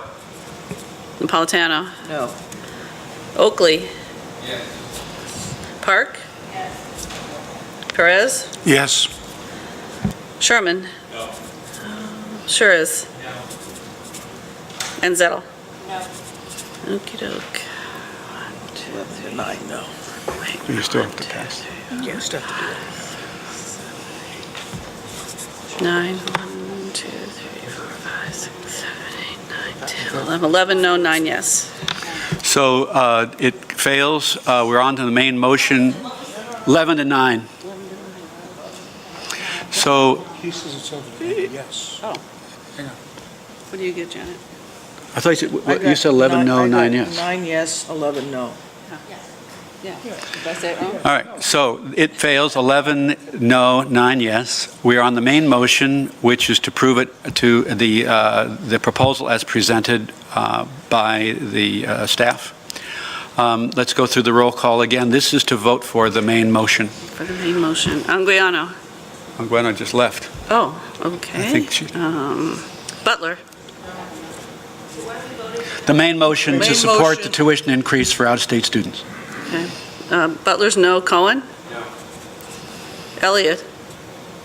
He's gone. Oh, okay. Oh, no, Wait, he's abstaining. okay. Estelano? Yes. Graves? No. Goober? Kiefer? Yes. Kunalakis? No. No. Lansing? Lansing? Yes. Lieb? Yes. Makarishian? Morimoto? Yes. Napolitano? Yes. Oakley? Park? Perez? Yes. Sherman? Yes. Sures? Yes. And Zettel? Yes. Okay. 12 yes, 6 no, 1 abstain. Okay. 1, 2, Let me get the official from the Secretary. 8, 9, 10, 11, 12 yes, 1 abstention, and 1, 2, 3, 4, 6 no. 12 yes, 6 no, 1 abstention. It carries. Let's move on. I promised Sherry Lansing that we would be done by 2 o'clock for her Health Committee meeting. I would say that we would table it, but I understand that we have a special legal expert who flew in from Washington, D.C., so I would feel that that was wrong. So perhaps we can go into another room and have our Health Service meeting, unless everybody wants to hear it, and then come back for the full board. Here's what I'm going to suggest, Madam President, because there's no way we can give, unfortunately, due attention in that to either the strategic plan for health or the Division of Agriculture and Natural Resources, despite the fact that we have postponed that report twice. I just don't see how we can give it the attention we need. So postpone So that. I'd rather have a short presentation, which it can be very short because I think we've all read about the governor's budget, and then allow you to go right into your health committee as you plan. Well, we need the OP budget. Well, that's right. We have to take care of that. I thought it was taken care of. And I'll take care of the OP budget in a minute very quickly. So let's move to the OP budget right now. Yeah, and we'll be getting you out of here in just a few minutes to do you'll be able to, yeah. So on the President's budget, I've conferred with the President, and I've conferred with the Vice Chair, and our feeling is that we need to give more attention to this budget by board members, at least members of the governance committee. So while I think the most people were prepared to approve this budget, we need to spend some time with it and offer some time with it. Also, it's my view that it's a learning experience in going through this budget, because you actually learn what so many of the people do within the Office of the President. So we are going to take it off the agenda, or actually postpone the consideration of the budget till the July meeting. We will have a continuing resolution, which I'll read in a moment, to allow us to operate on the expenditures through the expenditures approved under the current budget. And the Governance Committee will have a special meeting in June to dive into the Office of the President's budget. And all those who would want to attend that meeting certainly can attend it, even if you're not on the Governance Committee. So let me, yes. Just a quick question. So we had been talking about a multi-year budget that I know that Nathan was working on. What's the status of that, so we can put this budget in perspective with this multi-year budget? I'll ask Nathan to comment on that, but we're not going to deal with this budget today. Now we're going to postpone it until July. Nathan, are you still here? You want to comment on or David? David? No, I realize that, Chair Kiefer, I just wanted to make sure that we had, as we're reviewing this until then, that we can also put it in perspective as we look at the budget. Right, okay. And remember, the multi-year budget is a university-wide budget. This is the budget for the Office of the President that we're talking about here. So I think that maybe I could answer that. And David, come on up if I'm wrong, that we're really talking about the budget of the President here, President's office. The multi-year budget is a full system budget, core budget for the next 4 years. That's exactly correct. The multi-year budget plan, which we discussed at the last March meeting, which had provisions around tuition, state funding, strategic investments, was at the system-wide level. And we are contingent upon the outcome of this year's budget cycle moving forward with that. It is distinct from the Office of the President. But so I'm sorry, I am clear about the two different budgets. I was just asking on the timing of it. Of the system-wide Yes. multi-year plan? Yes. Well, we're continuing to work with legislators as well as those in the administration to understand the components of it. It was presented in some detail last March, and I'd be happy to share with you again what that information was and sort of what we were planning to achieve. You may recall the main component of that was a multi-year effort to improve student success, increase degree production, and close achievement gaps between campuses. And there were components assigned to both state general funds, tuition and non-resident student revenue, our own internal fundraising efforts, and cost-saving efforts that are all part of that. All right, so here is the resolution with respect to the authorization to operate between now and July. Resolve the Regents authorize the Office of the President to accept and expend funds for fiscal year 1920, that's 2019 and 2020, per Regents Policy 5101, and continue to operate subject to the terms of the fiscal year 1819 approved budget. The Governance Committee shall consider and recommend the fiscal year 1920 budget to the Board of Regents. This resolution shall remain in effect through August 31, 2019. Effectively, that reads after that as necessary, basically. All right, that's before us as a continuing. Move approval. Continuing, yes, it's been moved. Is there a second? Second. Continuing resolution, is there objection? Seeing none, that carries. And we will be looking at the budget for the OP office in July with a recommendation from the Governance Committee coming from the June meeting. I don't, it was just recommended that we don't need a review of the budget at this time, the May revise. I think you've seen the reports on it, very limited, very little changed in that, some very small numbers changed. So without objection, we'll forego that, and we will also be postponing the two other items that are on the table, the agriculture and resources discussion and the strategic plan for health, and allow the Health Committee to move as it intended with the person coming in from out of state. All right? I think that takes us to the end of the meeting. I want to say how much I enjoyed this meeting as my last meeting. And I look forward to the Governance Committee in June and then turning over the gavel to the new chair. Thank you very much.